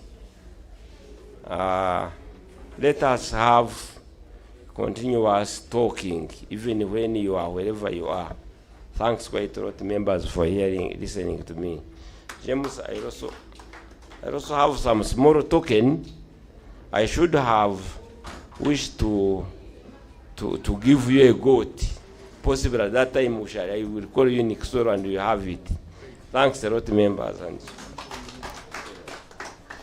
webare munonga university engineer, webare kumwachiro mwojo mu university mukamushoboza ari engineer nkiwe. We are really grateful. Tukinemu batwahi bitu banywani bitu, twinemu omwambita kuruga Nyakibaro muri Ntungamo webare kwija kuba nitwa mukorogu. Twinemu mwamisawuro kuruga Kagabagaba webare kwija kuba mukoro nitwe abona banywani beka. Twineho abeji nanyenda kuba muri kirabeji bakabare tunte koreje abajire uniform mwena mwimuki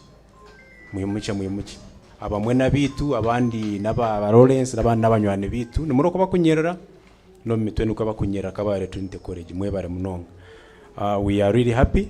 Twineho na team iri kuruga kabare tunte koreje ya bandi mwebara bojo bitu nimuro kuba kunyera no bana bamuterera mwemerere babarebe.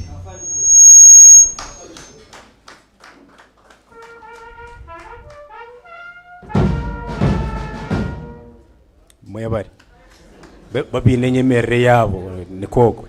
So twineho mwami Karebu yabare kututera umuziki tukanyumirwa niwe yanastera na gita akatushemeza. We are really happy. Twineho obize ba James Lawrence Orenius nanarebero Boniface Bonwell abashomero na James Kabare Trinity College mwebare mwimuke babarebeho. Then ishenkuru wo mwojo yagira ngo agambe ho kimwe mazima mundeke edakikeje amongero mugisha nke yatura nama. Just a blessing from the grandfather, then tugumiza muna program. We have just graduates kugamba and the parents sending us, then tukashara keke tukagenda. Isn't that okay? Ishenkure dachike mwe mazuma. Webare amazina ariyanjwe Aroni omojo wanje James abazire ba James director na staff Kabale Trinity nyowe ni nsima rahanga bwizobera munonga kureba ngo twemerira first class abantu mwenyoti nyosere ninzamikoro yayo mbene rizoba nashemerwa munonga habwa James. James mazima nshemerirwe ogwo musegaze kuza kwija Kabare ogwo numutabano wanje ninko wakana kuza kwija Kabare akija ari umusini ya 5 konkana habwa James niyo yamarire hatarambara masti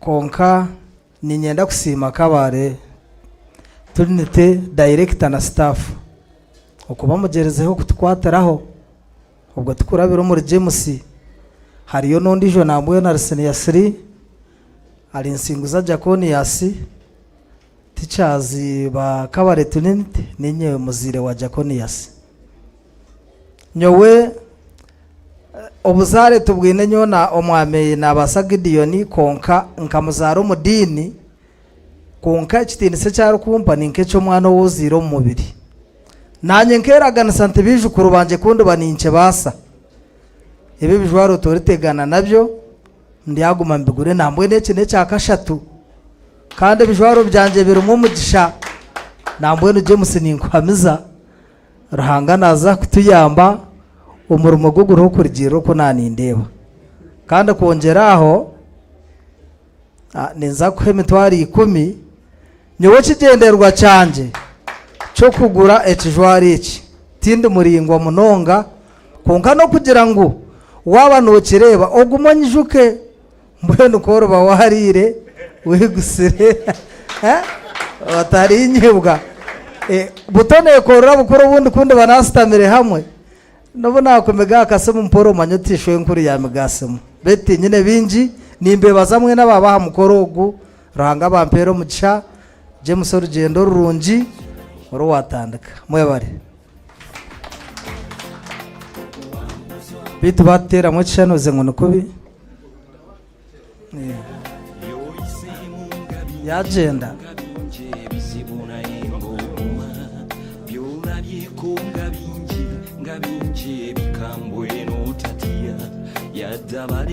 aha James wijire utakagaruka in a special way niwe twazaho hatiya iyi speech yawe urenda kugamba mu rujungu ninga mu ruciga ko watutukara engineer mpora ba best man mukuru umurimo gwanyu muri tubutambara rebe sete igira nka musimuru mushija yatutukara reka kutine sete konka in a special way DJ akesho ngoroka richiroka che in a special way around the brass band plays some interlude of Bwana James as we welcome his speech.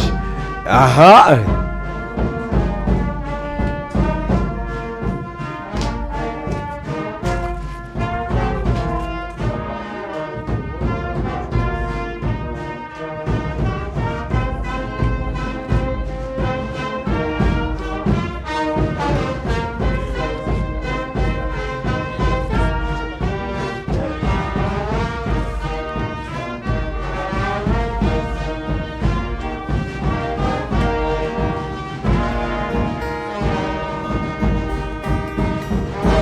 Brass band mwebare mwebare munonga mwebare reka twatemu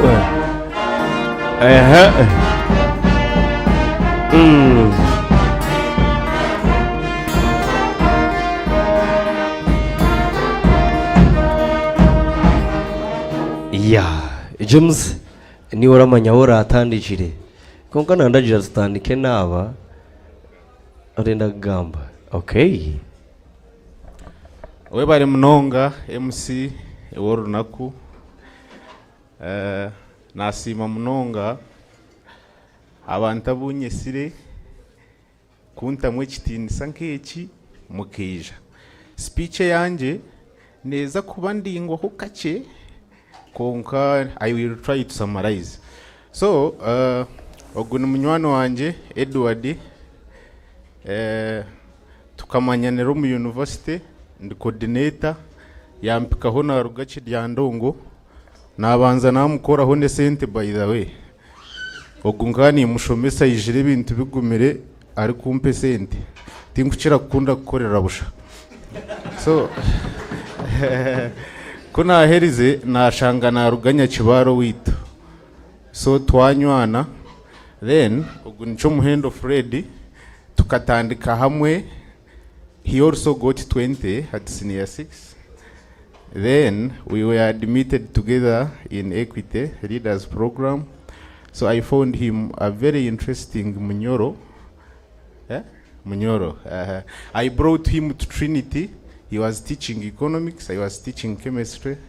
So we would meet in staff room for free food. So erizoba nashemererwa ngo tukora umukoro hamwe banshagatire ninza kubashaba umbigambo bike bagambeho then ngumizemo.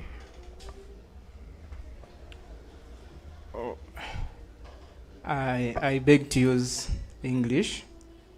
Yeah, my Runyanko isn't very good.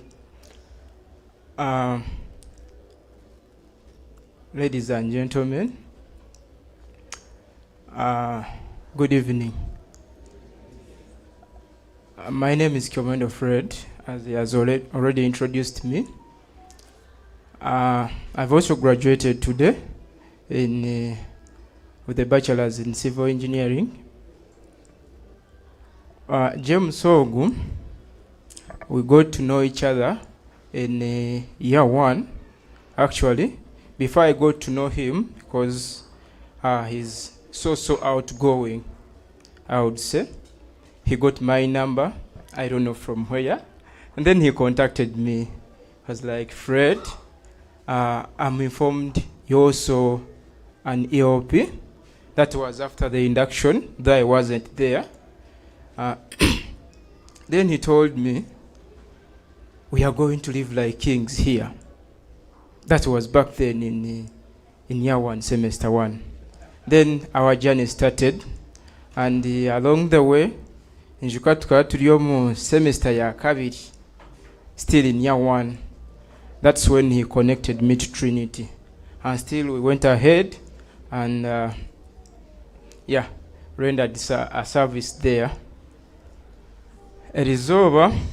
I'm very happy personally, though my parents didn't make it. In their absence, I'm very grateful. They've done the best they could. Then the Equity team as well.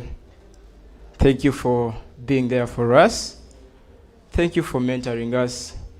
And we hope this continues, and we promise to keep getting better and better. Then Trinity, staff from Kabale Trinity College. I'm very humbled. I'm not an OB, but at least for the 4 years I've been in Kabale, family. I've been family to you guys. I've been family to Trinity. I've been there for their functions. I've been there for each, and they've been there for me. They've also mentored me. And for today, James, you're a real man. You're a real man. So today, Nemanya, learning doesn't end. It doesn't. And honestly, today I've learned things I didn't know. Where I come from, there are things we don't actually value as they are valued elsewhere. A case in point here. And being here poses a challenge to me. I think I have a lot to change. I have a lot to change where I come from. And I think I need to give them a different vision, a different perspective of life. Because it was very hard actually for me to take in that I was going to be here alone in the absence of my parents. Yeah, much as they explained, I tried to understand. Now that I'm here, I see people that came that are not actually parents to James, but still they made it. Here they are. I believe it's because of the way we see things where I come from. And hereafter, I'm going to be a changed man. I'm going to be changed. Thank you so much for being here. Thank you so much. Thank you so much.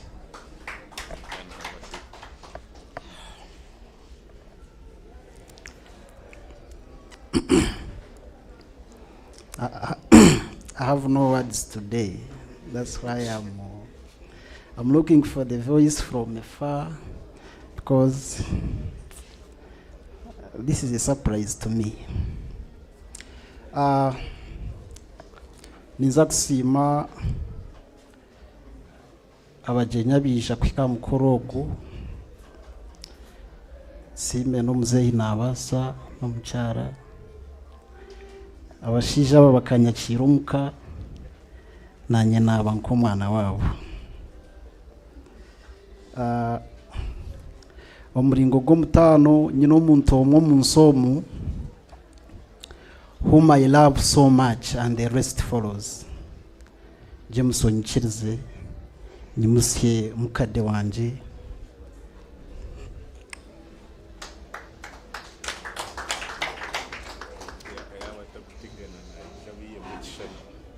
bano hikaha batera akashani. I'm so sorry. I feel like tears coming, but these tears of joy. Jabatere makashani mukade. Because we have come from afar. We have come from afar. So, and I have journeyed with her in very many things.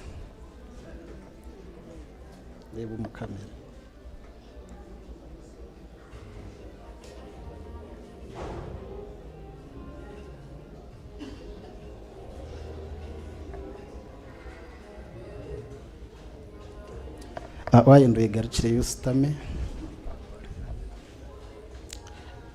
webare munonga nyowe mukureba nkabire ntariho kandi tine nekinakubirendi, but because of her I'm able to stand here before you and say something. We have struggled in very many areas, in very many things, so I don't feel like thinking about some stages in life because they can cause me tears. I have also come naijaho na mukuru wanje no mchara wanje na nimbashabani mwijaha James Nsasire nimbasa kutwara hakire, but these people mean a lot to me.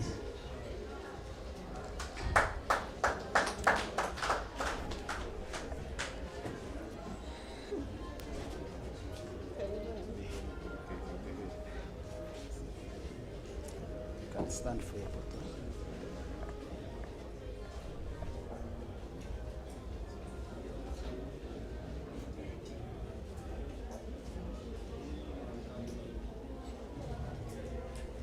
Yeah, thank you. You can mbasagara kayokushitama. It's fine. Abantu aba nimbasima munonga abo kuba bamberireho omurugendo. They have been there for me in very many things. There is something that my mother did in some stages in life. I was in a secondary school where I could walk for 7 hours to reach at school. When she was giving me some school fees, she was completely sick.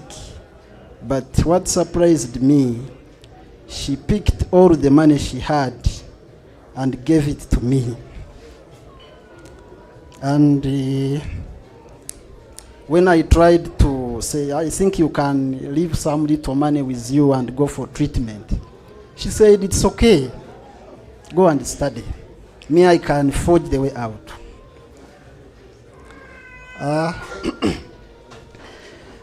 She may not know that, and I don't want her to hear because she's not hearing it. She's someone who didn't go to school. Because I'm also preparing. My wife is graduating in November 17th. So I want to make a Thanksgiving and a combined graduation, mine and for my wife. So she will get those stories that time. But I'm very grateful, James. James here is not only a friend, he's a brother. I came to Kabale University when I was working in Kiriandongo Technical Institute. I'm a technical teacher. So when I reached Kabale University, I had taken long minors calculating mathematics. So it gave me some hard time. I'm someone who can scan the environment and pick someone who can help in case of anything. So James came in and he did a good work. Now we are here. James, thank you very much. I'm so humbled.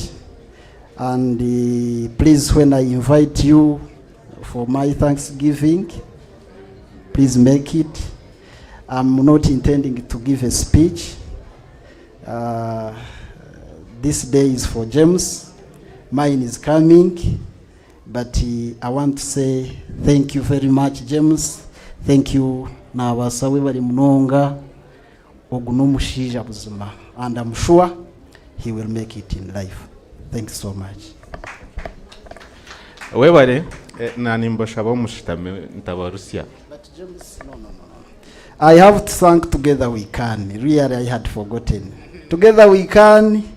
Ababashija bakatwakira turya abasigazi bato batukorera buri kimwe. Hano ni bache, but they are about 70 people. So we are members in Together We Can, and they are supporting us. Thank you very much. We are really grateful. Thank you, Edward. Together We Can, you can take a seat. Together We Can anagamba and vice secretary. So, anyway, this is how I start. Nashemererwa munonga abwaruhanga kutwensia nungi erizobe njura tiyagwa. Na warebe nkito yanje ho twondo konka no twanyimwazyo. So twasima enjuro butagwa. Ekindi ensia nungi yatuma abantu abandya mutima abampikaho. Nshemerirwa munonga. So ninza gukora speech yo kusima. It will be much of thanking people. Then and some brief history of how we met each other. So nkatandika ishomero ndiyo mwana muto. That's where I met Kennedy. We did senior P7 when we were 17. I got 11. It was the first grade ever since the school had begun in 1980s. The first grade, the very first grade was of my brother, 11, in 2009. The second one, 2014, that was me. The third one was for Godwin. Where is Godwin? Yajikora 2018. You can stay, it's okay.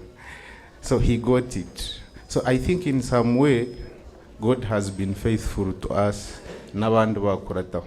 So our education background is that kind of a story. So there is a lot to thank God for. Konka, nyenda kusima abazire banje, ene muchimanya, nimbakunda.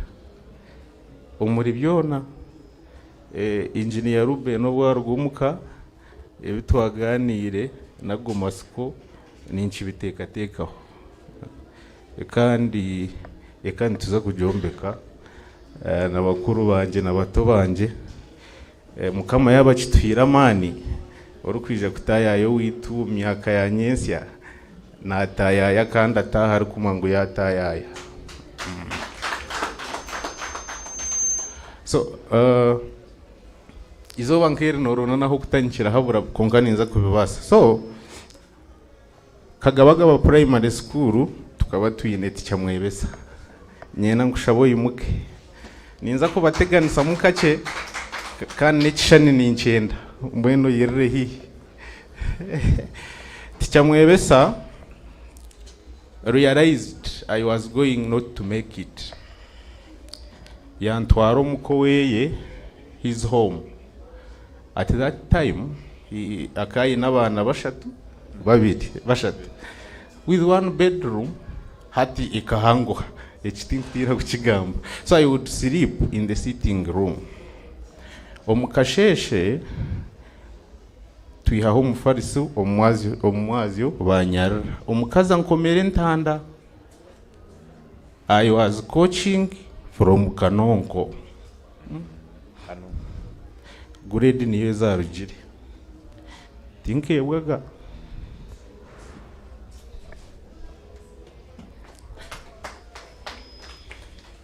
kandi n'omukazi omunsimire omujoti yajwara.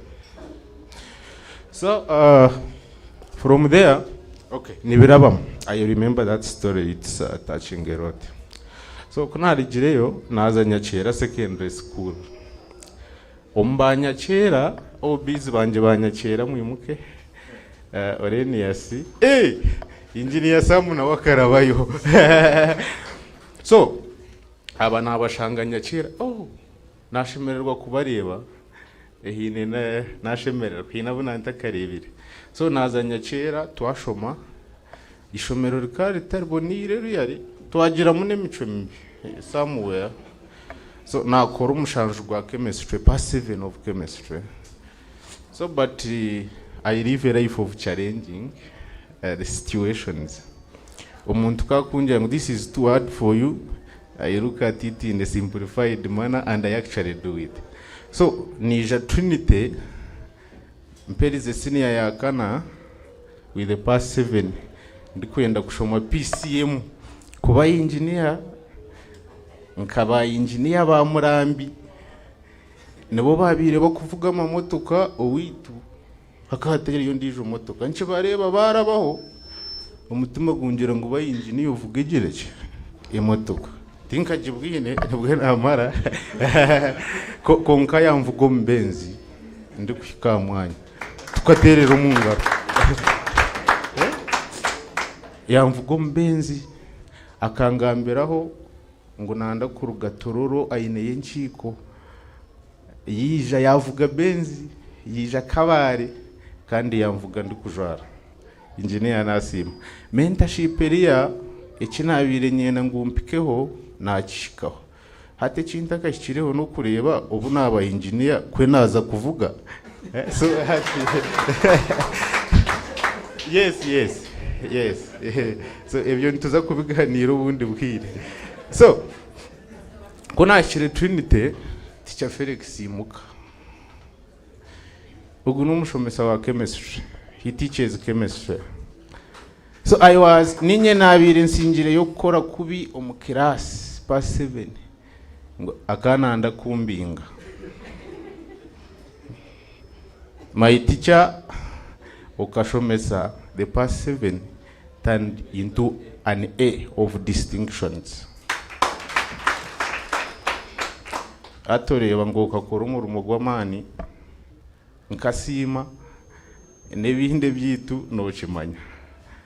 So director ya akampo umurumo right away nkamare bigeze birabiro na mukago kwa kana yangira ati mwe nobwe notahash ati ninga wakwakira imyendo ugaruka kibanza ukwa gatanu natandika kushomesa abana ndi kuri mu staff room muranchi nabati cha Felix ababene banshomesa natandika kura nganira naba. So A-level nkanishoma physics, chemistry, mathematics abashomesa banje ba mathematics mwemerere kana nimbasha bamwija. These are my teachers of mathematics. This one was teaching paper 1, the other one was teaching paper 2. I got all D1s in math.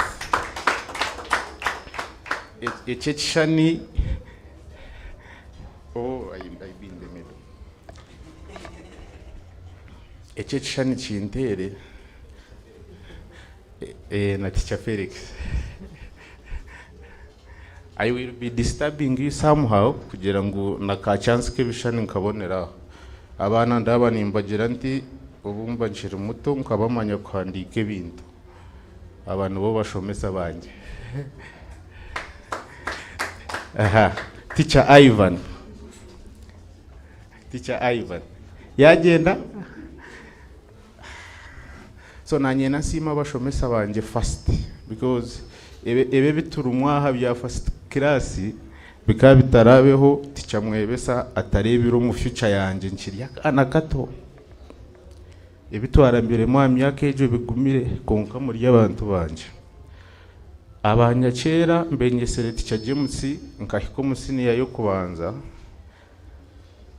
yazo mu physics class yabuzo yinizi na James yashanga ndi nyenye nkayangabire sente nakunda physics na hati so namwesire kumusima abo kumpe sente 15 2015 ndiyo musini yayo kubanza nkakunda physics konkati yija actually aho nyenda kusima abazire banje abo kumbatiza ki the name James carries a blessing. I will come to that part when I reach the equity side, the equity story. So mwebari kumbatiza ki in fact last week nkafuna umugisha nabona breakfast na Bishop Fred Sheldon Mwesigwa yangambira ekizina Ainembabazi iri kumanyisa biri ni kokwe so abazire mwebare kumbatiza je amazina gomba abiri aha batahorimo konka ni marungi munonga ni marungi so from there A level twashoma I got 20 points nkabantura ninyetenga ngo nanyenze makerere konka O level nkana kozire kubi so bampa government ya civil engineering Kabare University so nikwe nayeshangire Kabare University eyi namara erizoba okushoma degree yo kubanza kandi nkakora first class kwenda kushobora ukace kikumanyisa about her certificate na transcript nebintu bibiri konka those who get the first class they add another certificate. It's called Certificate of Excellence. I have it, mama. Pase anje yaneremera mwakantu. So itwebe byoko ebe bitu bya engineering nkabireba nijo mu town. Omucyaro nituombeka amajugo budongo nemiti nembingo.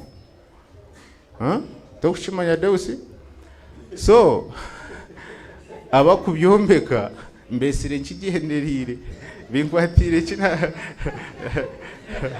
nagereva mwishe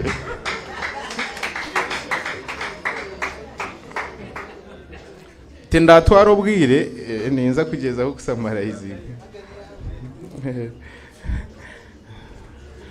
ogo mushija nabamweta binkwatire na anko witu actually ogu nigereva ndibanoha mbesire nkigenderire asa mwebare kuntamwe kitini samukija engineering eriyo mu cyaro reba mbaba dene baba kwanama akatere mismari bakashakara amaju. By the way, in our area permanent houses are not more than 2 in the whole. It can be the whole parish. I had invited Mama Wahito to come and visit to see where we come from. Maybe one day we'll make it. Okwenyo witu hataba nibo batuire ne ba engineering amaju nabanywana banje munonga kandi nimukimanya nkuntuga nabasima kuntahira ubuje mwebare. So Peter mwami Peter nyenda kusima webare kuntahira ubuje uri mukuru witu ko tushura tukuzanya kera ugiramo utokoramo umudrowa yawe zuwaguza tubazi ombonera yo mutwaro nzanya kera nshoma no bunkora 20 ukanterere simu wampo mutwaro nagurya nshijuka aza we bari kandi ruhange chiyampiro mutwe gukwebwa Shento nakusima mwebare kutorora nimwe mukutuzara Arani is my brother niwe mwana mukuru wa Shento owabo tutahira yahitwenda n'abasima ba anti kamaze mari kusima abantu bo wito hereni yagenda makirini anti umuntu wawe yabaryaha n'abasima mwebare kumtahira ubugenyi mwebare nasima kandi kuri umutabo nanta kubage omuburizi witu akagabagaba Church of Uganda nkamara kumutayayira a Uganda Bible Institute n'abandi baburizi mbarara twazo mu fellowship Kanyire banshabira nafukama bashaba rwamafa na mutabano wa Enosi Justice etwateza n'ekishani twari yakacakiro mwebari okuntahira obugenyi nashemererwa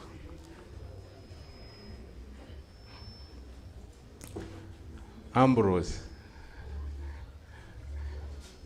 muri ba Shento teburi omungu yanabasa kumpikaho ndi gukora internship River Kagera no byijuka ni wamvugire sebo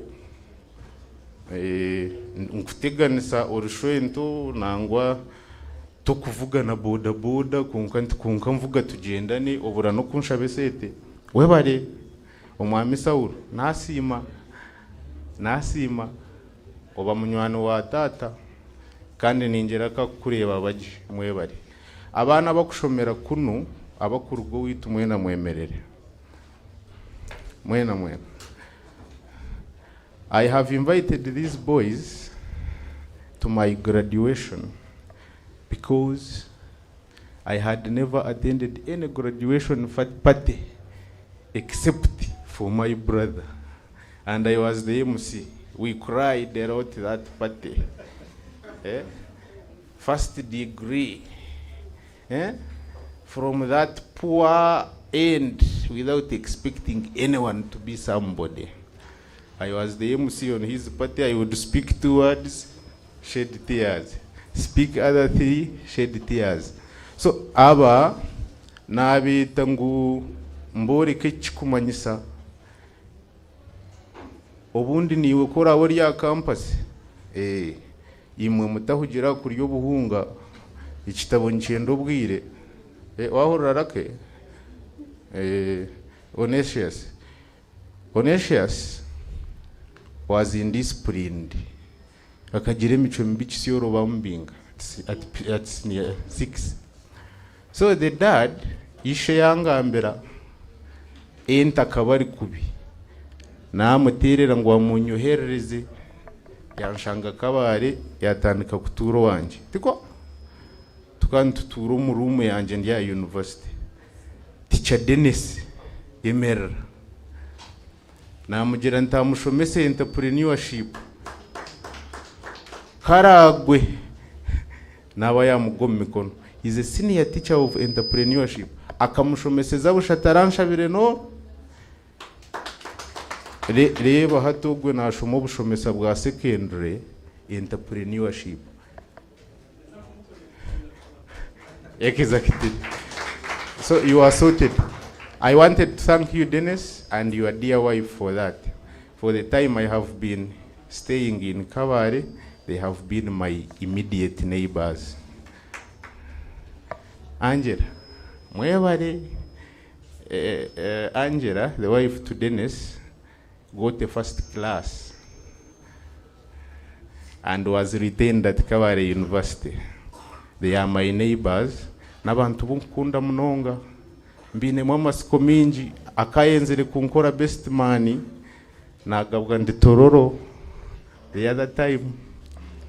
So konka Dennis muri abantu banje mwebari mweshitamire so imwabo witu mushome mutatuhemura tuhindure cyaro equity to me transformation.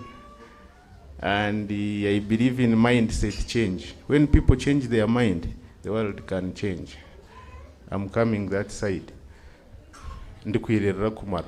Lawrence, stand up. Actually come. Ogu, you must come.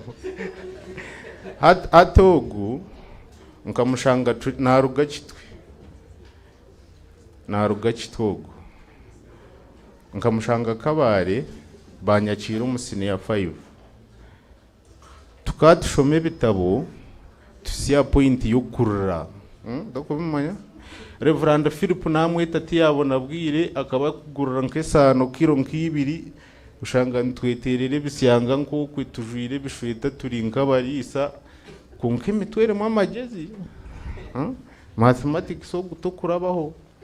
So in fact ogu tukakora hamwe 20 yagumara munywani wanje uwe akaba yabiragabirwa ine mwenda asiniya yakana ni mu kumanyisa. So we bamuha civil engineering Makerere aherize na first class Makerere.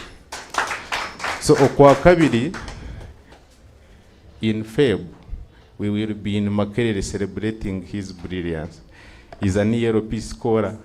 Ebishani byitu, our photos at ELP convening times. You will always see me with him. He's my good friend, Nochimanya Lawrence Onyamute Mariari.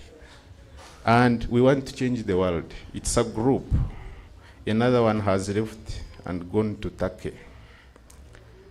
Tracy, nakureba, we bari kuntahira ubugeni, ongambira reswaibu. There is another boy in our go witu turije twena turukubi kunka kuturabe twabirije ogunu bari kucira kupostinga ari kugira ngo nasasi bw'emyaka ikumo misho roko yesitamire. So strong boys, that's my friendship type. So I got a scholarship and went to Turkey. So yaje chera weno shayagize uruku yatereramo. So kasite cyanje Reverend yacishabira. Together we can nabasima mwebare munonga kututamwe kitinisa mukatushyira mukoro. Lawrence has a brother, Boniface. Ija. Ni oreni ya sija ija kakashani mwaka to mu group abana mubagire ngo najo aratinchine micombi ogutuka kora strike twagwisa kagwenya kera wewe bambe strike bambinga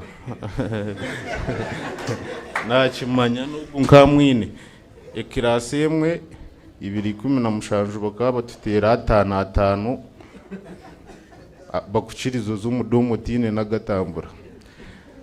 This was my first friend in senior 1. Because of him, he's the older brother to Lawrence. He's a teacher, he's a primary teacher. So close to my heart. Nochimanya Boniface. Shwanjizire ngo yakumpera n'ubutumwa. Nimbwenda. Webare kan nasimu.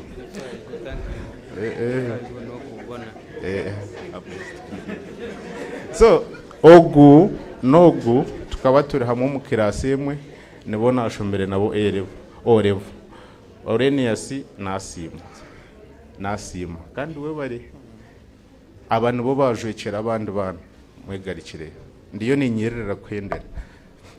Lawrence akaba inspired by ibiryo mu Misho Winston kama wanje yemerera ukache. In fact niwe bangira ngo bakumpera ubutumwa So Winston Misho was the best performing student at Makerere University in their graduation. He got a CGPA of 4.93.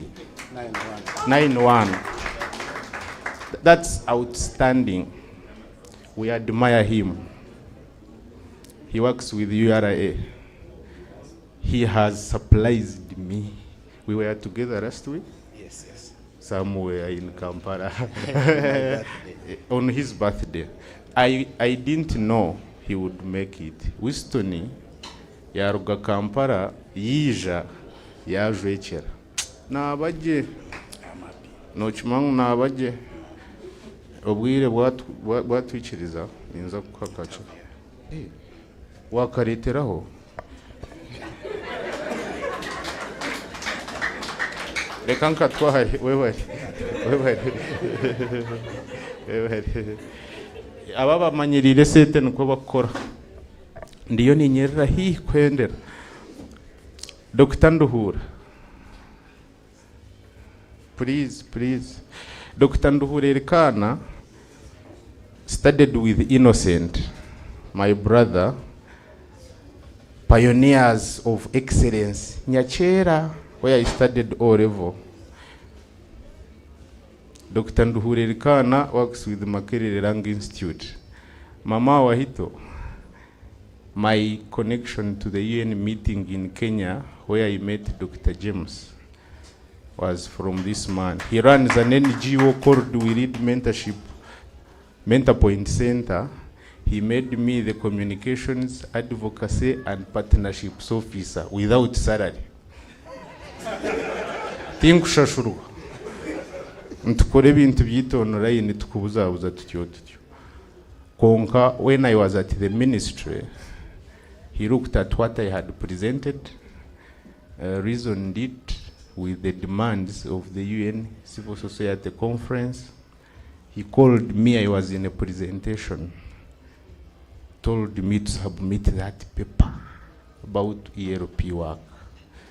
I was given approval, the rest we are coming. Thank you, Doctor. Ninsima can't think I work. He has paid the salary. Thank you so much. Everybody. Okay.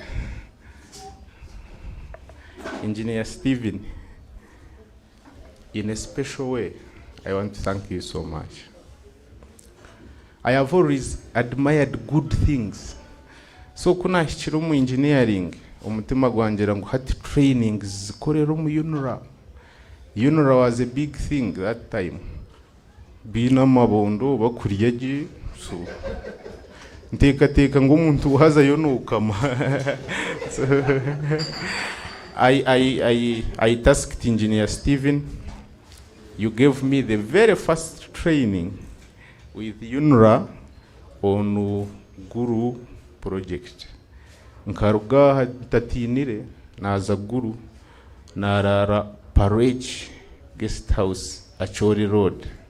Omukasheshe wansindikira arende your driver akafarasi kanje nakabaga natandika kutura na babwanga. The rest is history. Thank you very much. Even in the second training, I found him in Tororo, still UNRA, Tororo Busia Road. Just sitting in that ambience of smart people, rich and very serious in life, means a lot to me. Now that you are in works, I'm sure we will keep knocking. and for this, Zamba was training. Engineer Sam, thank you so much. From Yumbe and to Kabare for my function. And thank you for mentoring us. Obo tukuba turumbarara mukwija mukanyeta tukaza booth tukarye sete zanyu mukashashura. Nyo nimba ndije ninye go spendinga nyebu uzabwe nchino spendinga munonga konkanyijuka ngunabwe no waninga munonga. So nshara mukugera ngo obundi nkore na man Elias Thank you so much. Nasim. Dr. Kenneth, obirori jinja mbari webari. Dr. Kenneth niwo mushaho mpikire kunkurwara omurikabare le. Since the other time mukuzarubaya na hati nabimanya ayinene bihama ntuganira baramuhereze. Engineer Bruce, thank you so much. Bruce nakora na UEDCR. We met last week. Webari waruga Kampala wantahira ubugeni webari. Bonwell, thank you for coming. Hey, mentees, I have people that I have mentored. They are here. You stand up. All my mentees, please stand up. Innocent, I mentor you, please. Don't keep seated. Mbaba, their minds are tuned now. The other one is doing economics bachelor's at Must. They will definitely join Equity. They are sharp brains. We can outsource that. Innocent is doing electrical engineering, software, statistics. This one is software engineer. Mechanical engineer. Thank you so much. Mwebare kwisha. Mwebare mweshitamire. Haruna, thank you so much. Haruna is the president of ERP Kawari University. He's the one I handed over to. I am the longest serving ERP president. Kwihanzamu nkarugamu naheza. That's why I believe in staying. It's very important. Protecting AIDS. Baram, webari. Nasim, Jorin, Emerera. Ogumushikine munywano wanje. Tukashoma hamwe, twamara hamwe, umba Trinity abajekera nindeba mu face 3. Omwami Jasoni, thank you for coming. Ogutwaruga kujwara hamwe. Tukashoma hamwe mu A-level, Jorina and Lawrence. Mwebare kumpikira amukoro. Ababandi service provider wa juice kaninjireba mu abantu tubakinywa juice. Mwebare nabaje kerebo. Ebyitu no bimanya. I love music so much, so he plays guitar for me most of the times on evening tuganira. Mwebare nabandi mwena. The very final part of my speech, and this is to you really, niza kujikoro mu rujungu. When I got an offer to present at the UN, I didn't have money. I told Mama Wahito, I normally disturb her a lot. She told me to quote how much I would need. The facilitation. I made it over like 700. She refused and said, in Nairobi you can't sleep in such a place. So I made it 1.5. But they did not give me the money. They called to the money. She tried her best. So I had 400 on my account. And I told her I would board a bus from Kabare to Nairobi. I go to a club and spend the whole night dancing. In the morning, I put on my suit, go to the UN, and present the paper. That's how determined I was. I went, picked the money, boarded the bus.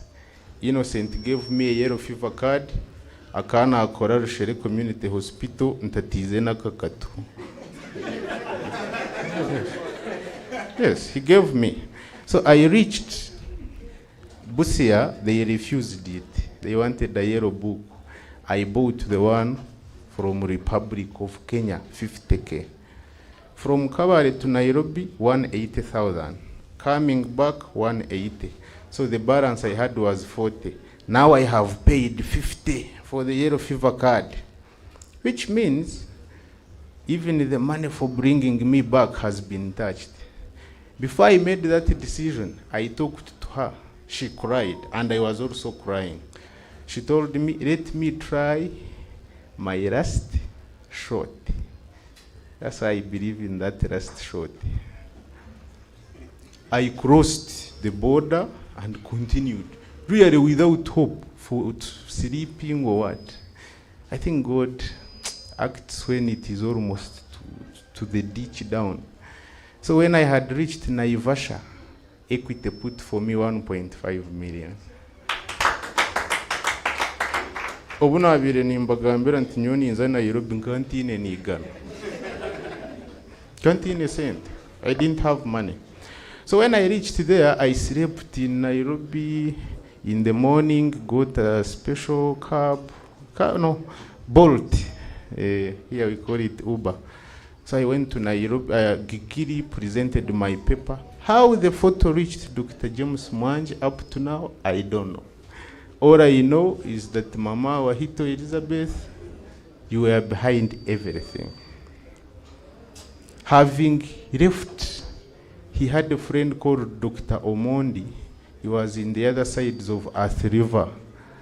So you called me that I need to meet Dr. James in the next 20 minutes. Dr. Omondi gave me a briefcase. They got me a board. I used the expressway. When I entered that boardroom, there was a meeting of associate directors. That's what has given me hope up to now. I met with Dr. James, took a handshake. He added me money, 20,000 Kenyan shillings. Yeah, that is around 600 Ugandan money, 600,000. He promised something which has touched my brain up to now, on a condition that I get a first class. I want you to convey the message. He knows that I have got a first class. I've been given a certificate of excellence. So, and I'm so much eager to dedicate my life that side. You know, from that meeting, Mama Wahito selected top 10 universities in the world, shared with me and said, you can make a choice of where you would love to go. You know, those things would inspire me a lot. I still look forward to that.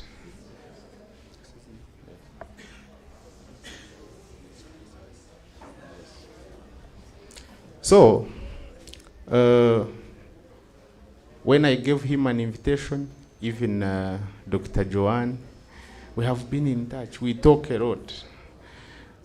He told me he would delegate someone called Kathy Somgen.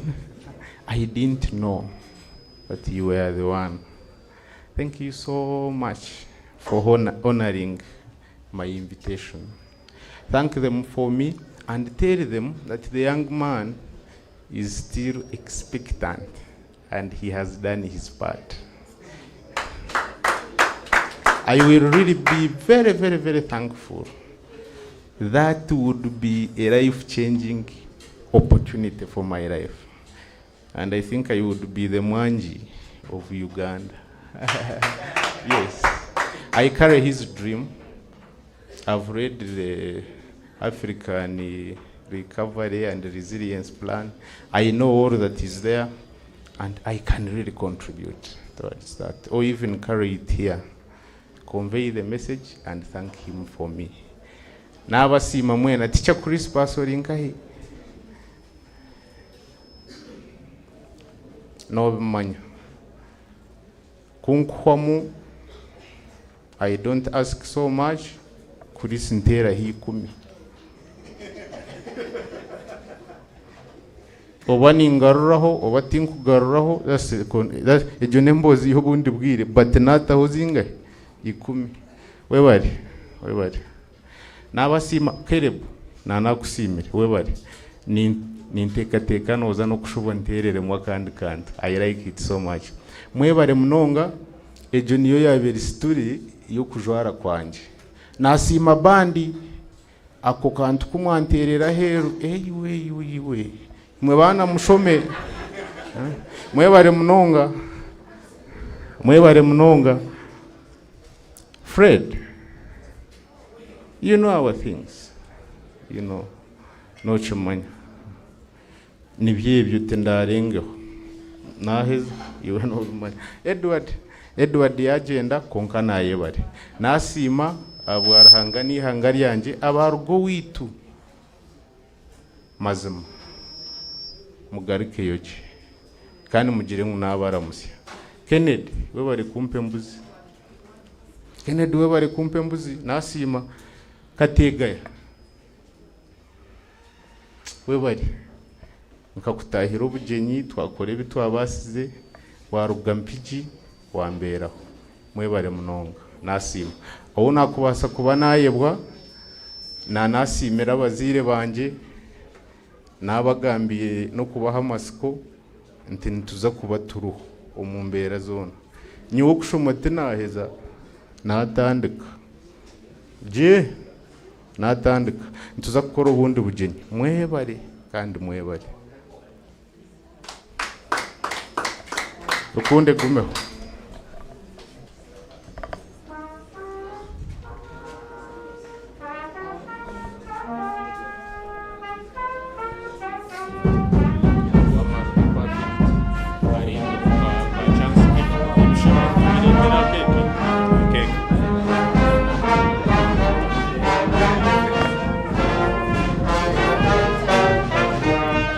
mwebare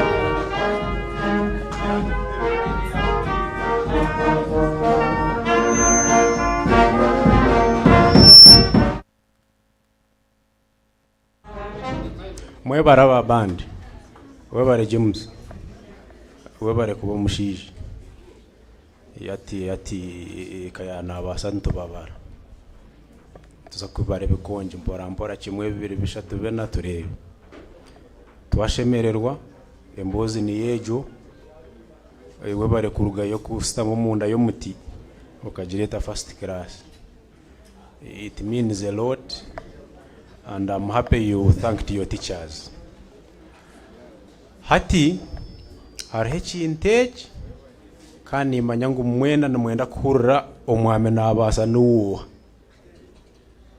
omuchara we nuwo 2-3 words from the parents, you get to know who they are.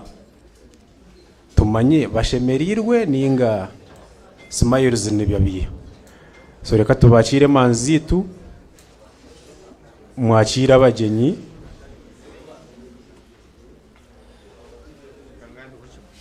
Oh, okay. Ebare isheka kaba yagambire tutaha.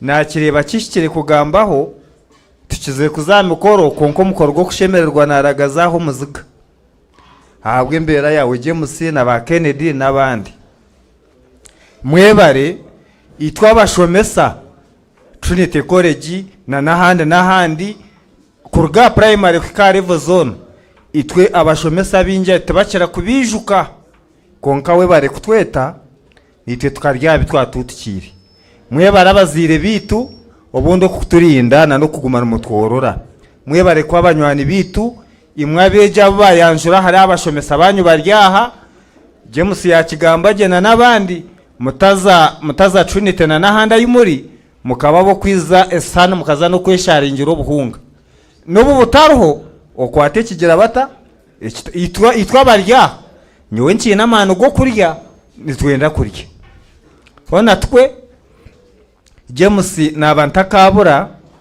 nabanyina invitation ya Eudi mwajwara na woku headmaster wanje wa secondary konka nagira ngutinkaburo wa James owa Eudi nahareka so nanye na family twaba tukuretire nko kwe mitware 5 kandi niwe ngobone uko wakwatara webare munonga master no manya ticha yagira ngo agera kiyanaga hoto karengaho so amuheru ntuza kuganira nturya ntunywa konka ntuza kubanza tuyenere mbaga rero tuzakuzana sawo urobondekire maze webare amazina nawe yataga umushabe Sawuro James webare kunyeta mukoro gona kwa mitwaro 19 speech nyobo mpango munonga webare munonga twine yakire ko kuza kuganira so mureke tuje tuchikoreho bwanyuma amazumu nabashaba kandi mwebare twe hariho brother witogo wajangu kimwe rero tumare aho neza kuba nazabazire musasireho kaje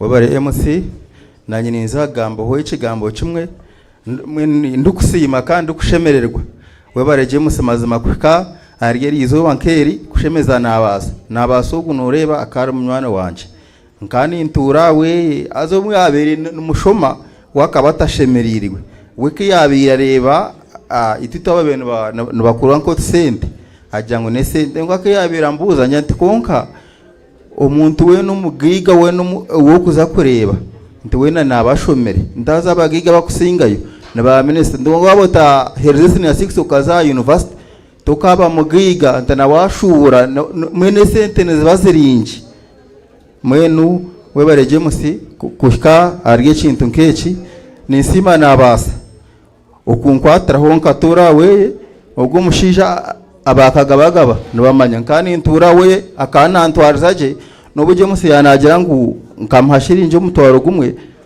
nkaba nkuru umwitakariye mwe nkabanzi hano bwo weye nanyishara mu cyabone yani 10 nanye ndumuhereza mwene James abo kushemererwa nanye umushija yayagurire enkito hata nanye nisha kugura umbaze gwemitwari 10 ogumo gisimure kugura aho Equity Bank nahora nayo yakwatira hato yegurre webare mukateza ko kashani rero tumarire no reba hariho mutego wa engineer anyenzire tugushareho tugushareho mundu bo harimo mushenyi turebe so abaziri mwije manzitu mwakira abantu mwanda mu basibure turye tunywe turebe kirakorateho mwebare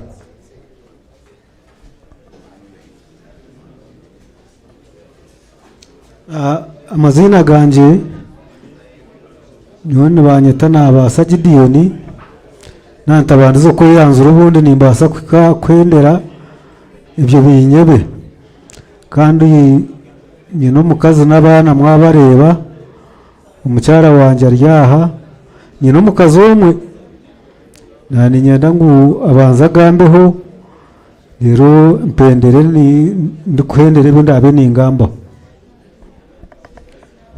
mukama simwe amazina ntumwebaze hanete nabasa nyonyi no kusima kwinja bwizobere nisima ruhanga owatereze agency anungi tukahika mukoro gwa James ni kusima mwana wanje obutatuhemura nisima abantu mwena biza mukoro gwa James nimbasima James no wizara ryanje rya kashatu kandi diguri ya kashatu mwe nisima ruhanga ntine bugarikiro nimpigana abandi abo mwareba nabo kugumizamu nabo bakatusya shitini sankechi ebe nibikogwa mukama temani sente ni purani za ruhanga mwene mwagarikireyo je kumaragarikeyo mugende no businje kandi mwebare kukamukoro gwito kwa kuryo kusima ko muzire uwo mukazi owa James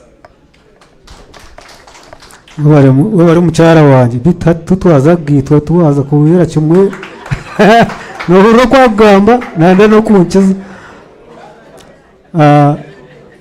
niyo nanye kinyine ho munonga no kusima taroho cyangwa kindi nimbanza nisima abantu mwena habwo kwiza tukavuganira umwanya ogu habwo mukoro gwa James nuwa twesire nanyanyisire nko kuba wabesire konka tukiganiriho yagira ati umukoro gwanje nyenda gukorera kabare ahubwo kuba niyo somire reverse zona kandi nyine n'abantu banje bunkumanyayo naguto witu ntabasa kubarema ngone nyenda gutokwe kandi nabo witu nabo mbete bizeyo abarabase kuzayo mwene nimbasima mwebare kwiza abayesere kandi mukataho amani mukataho sente zanyu kandi tukahika mukorogu tukaguhenderaho izuba ni mangu nibwo yabaha inginiya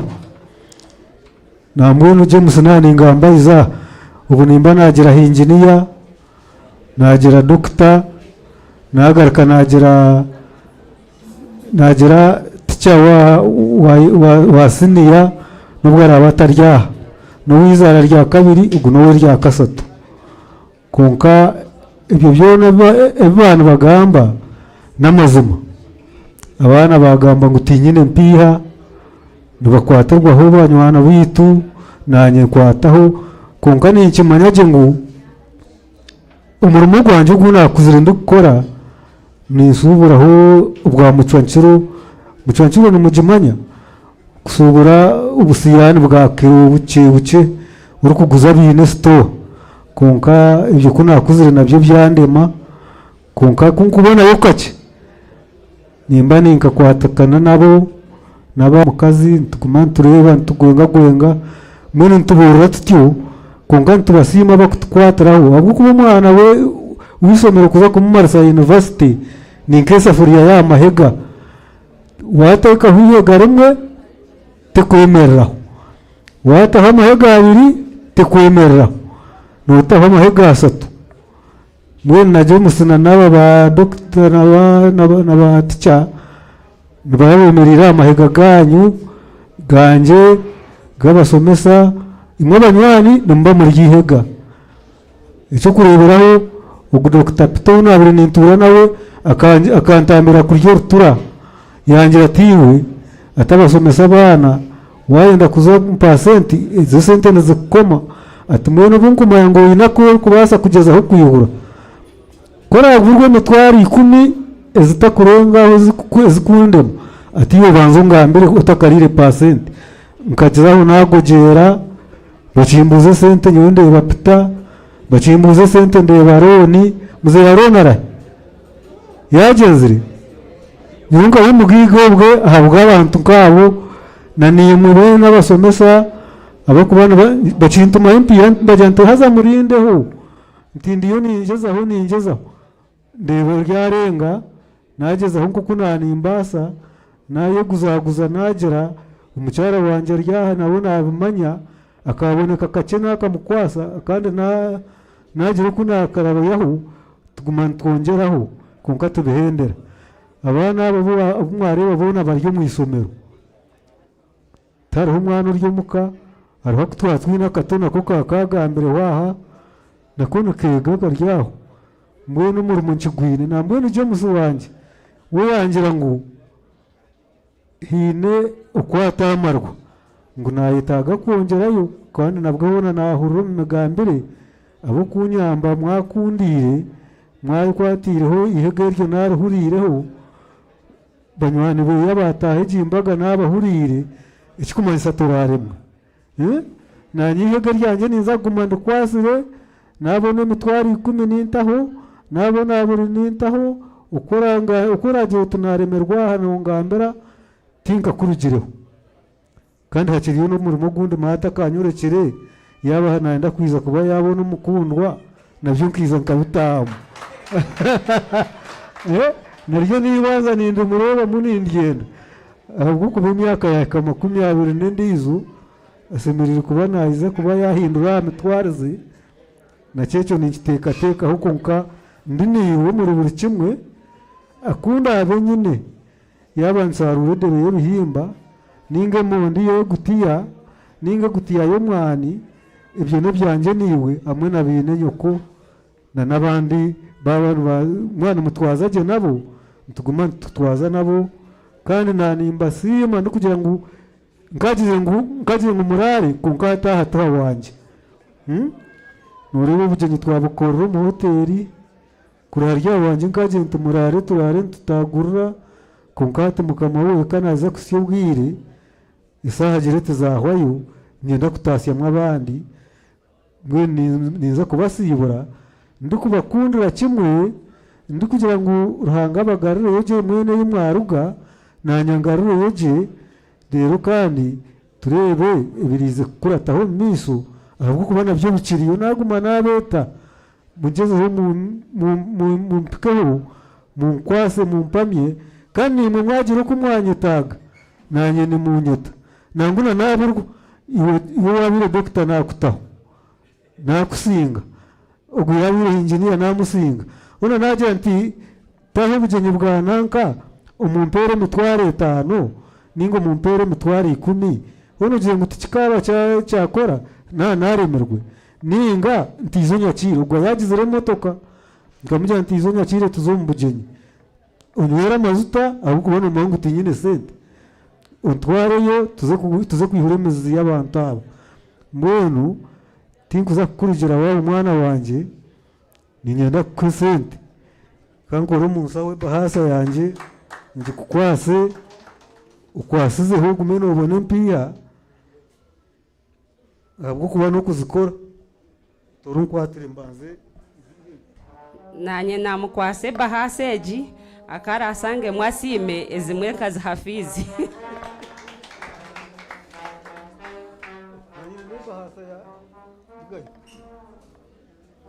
yarora ndi niwe jine yarora ndi niwe jine domo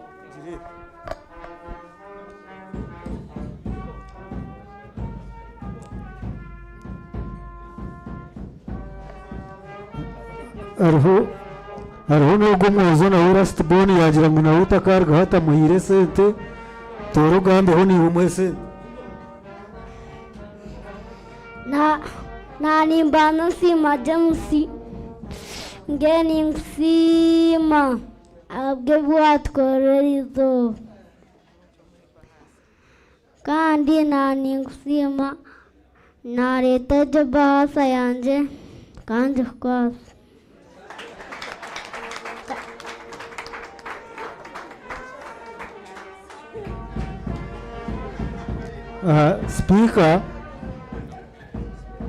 speaker nani nkusaba ngo mpike hihi kukwasa umuzindaro ogu uyongera nsimira abantu bona abakuba nantakaho konka mwena n'abasima abeji abasomesa abaramu abanywani mwena abantu na n'abanywana ba James nabona uko mwayiza mugume no kukunda kwanyu kandi mugume nitwe mutwete tugezeho twikane nimwe tubihemwe ibihaburo byanyu mutukwatireho umunonga mu miringo yona iyo bari munonga muzeyi kandi no mwishiki wawe muzeyi yagira ngo abatasima like in abatagamba mu speech yeye I put it in English, right? He is saying thanks for coming and keep coming. Right away we are going on the last item. Tell your neighbor the last item. Are we going to see the engineer in the house? So we are going to do the cutting of the cake. Tuaza kushara keki. Rero ahasigara we part at leisure. We go in a social hour. Rero ahasigara nanyaba Equity munteka tekeho. Mureke nanye nyetandameho. No shwangu mu manager. I beg to have your attention. Mwebare munonga. Nandashaba turara twayiteza makashwani naba Equity. Nyowe nyenka nimwe. Kugira ngo nanye munteka tekeho tugire equality and what kandi niwe Winston, you remember those days ni waika kulia ungambiro, but of course we are happy and for the James our engineer bagira ngo nemyaka na so sebo shugaruke yo jembu kuwananka abakora bizemu dera hasigara we do the needful. James nanda kushobuje aha nangwa nabazire nangwa nabakugaragire the graduates and the siblings, you come over, even the Equity team you can as well come through as we do cut this cake. Ukujitaga sabaina ajira, even the DJ should be getting ready for a wonderful jam that we shall dance after the count of 3. We shall do rehearsals. We shall do rehearsals. Nituza spelling engineer. We shall say E, G, N, ya. DJ Teraka soundi babanze bazinamu rero hasigara we do the counter. James mwana zinamu congratulations. Ba engineer tumukumanya kuzina. In your speech I quoted you well. Ukabaenda kuza kurara Nairobi mu kirabu. What a wonderful journey. DJ wayendo kwatemu wayendo kwatemu hati nareba ba engineer your behaviors you want to dance okay we shall do spell with the word engineer kwatemu syo nango nabakwice nabo bakwateho rero we bishwano tereza picha aha ehe inyamuziga ziya speech kandi yakweba hasa twagira ngo no spellinga ikigambo ki engineer at the count of 1 let's go e G ni yeah Waji sorry for the disappointments but of course our one daughter you will do help us of today as you do the cutting the cake rero basigara twenda tweshitamire umurimo gwanyu gwawe umurimo gwanyu gwawa rero hasigara James abazire beshitamire nabo bari n'abazire beshitamire aha you got a reason to celebrate obuwanguzi obutute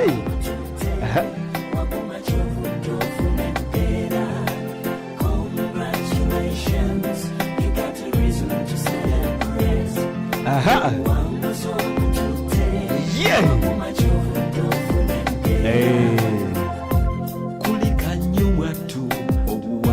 and of course DJ got a retro DJ thank you aha ndikugambira abarinkanye DJ Zero kihire mu kimwe so abarinkanye abine za mitware 5 iwabo tarenda kazindano twakashazireyo iwe noje shayo na twa turi kunanka rero hasigara kwa Tomungaro James Christmas wahurira so nandi kugira in English those who are like me and you have your 50k and you feel like you should share it with James you can as well come through and you bring it bwana Zawadi how are you feeling nindeba mani ga keki enyamukazi we atandika no kwehutira but of course James is going to serve the parents for a great job really done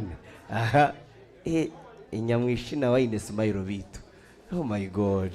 Aha. DJ, you can give us some intruder as we do share this cake. Turihura echihure chikandi. Turi kuchubagana. So you can also proceed to the equity team and the entire family.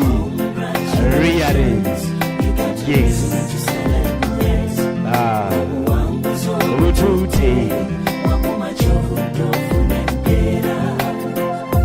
Ne mukama mwebazi ekisa ebirungi byakola manya sirwa manyigo sirwa myaka gyo sirwa sente zolina nayakuyamiye obwebazanga ko yapime This is a historical day. And what's not for to catch her? Yeah.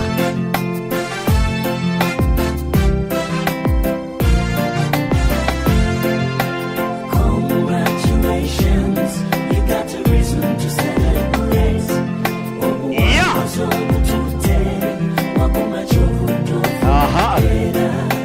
Congratulations, you got a reason to celebrate.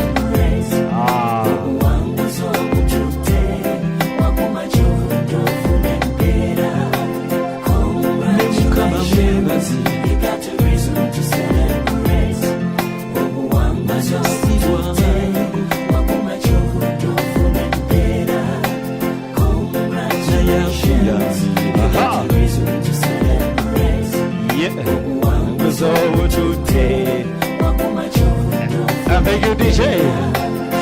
Thank you, DJ. And now the rule is DJ to 0. Abishemwe reka turizangane. Abishemwe reka turizangane. My teachers is Isha 9 and Abatanza. Because I'm the big drum now. Now the rule is Echirajiro Chiribati. twena twabona umugisha gwo kweyanjura. In that special way, you will come pass by here and pick a cake. Noija norabaha ukwate cake. Waba noenda kuganira James ninga kumukwato mu ngaro. Do the same. Let us do. Let's run it. Noija ate baha nyamwisha amateka ganje wagahenda. Nyamwishi ari kugabura keki. Wa keke agiteka ameza abantu barabeho bawubireho James bamuramuse rera hasigara. We call it the day. DJ some transport as we share the cake. DJ some transport as we do share the cake. Aha. Nyabura mutatina keki. Mwisho mujye keki.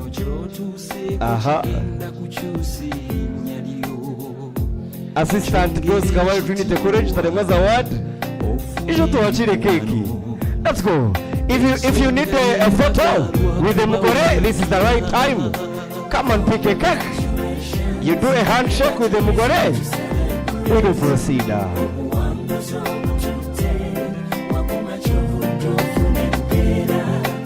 Congratulations.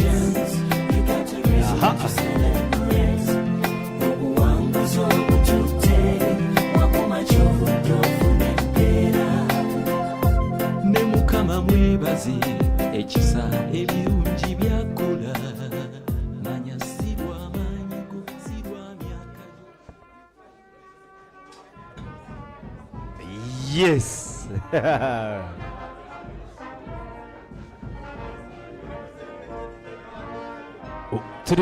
Turi mukwakira keki as we do a handshake with the Mugole.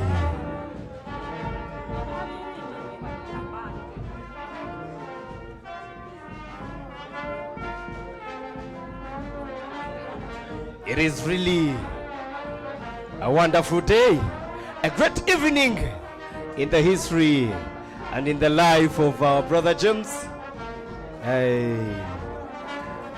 Bwana Winston Wando Ragaruka, you come for another round.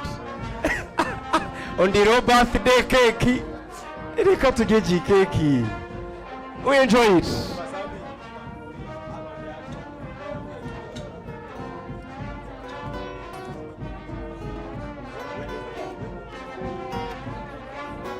Yeah. You can also do proceed and pick a. Yeah.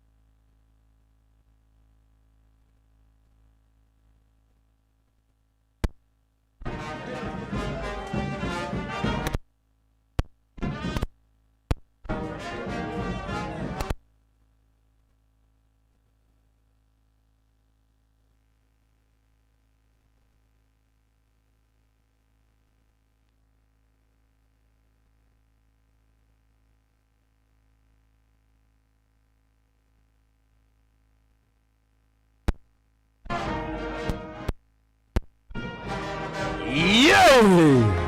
And of course we are still having fun. Please don't go away.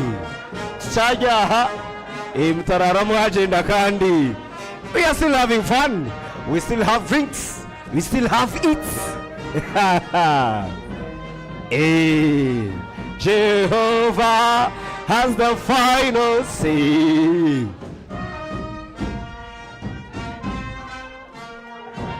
Jehovah has the final say. Turns my life around. I love Papa.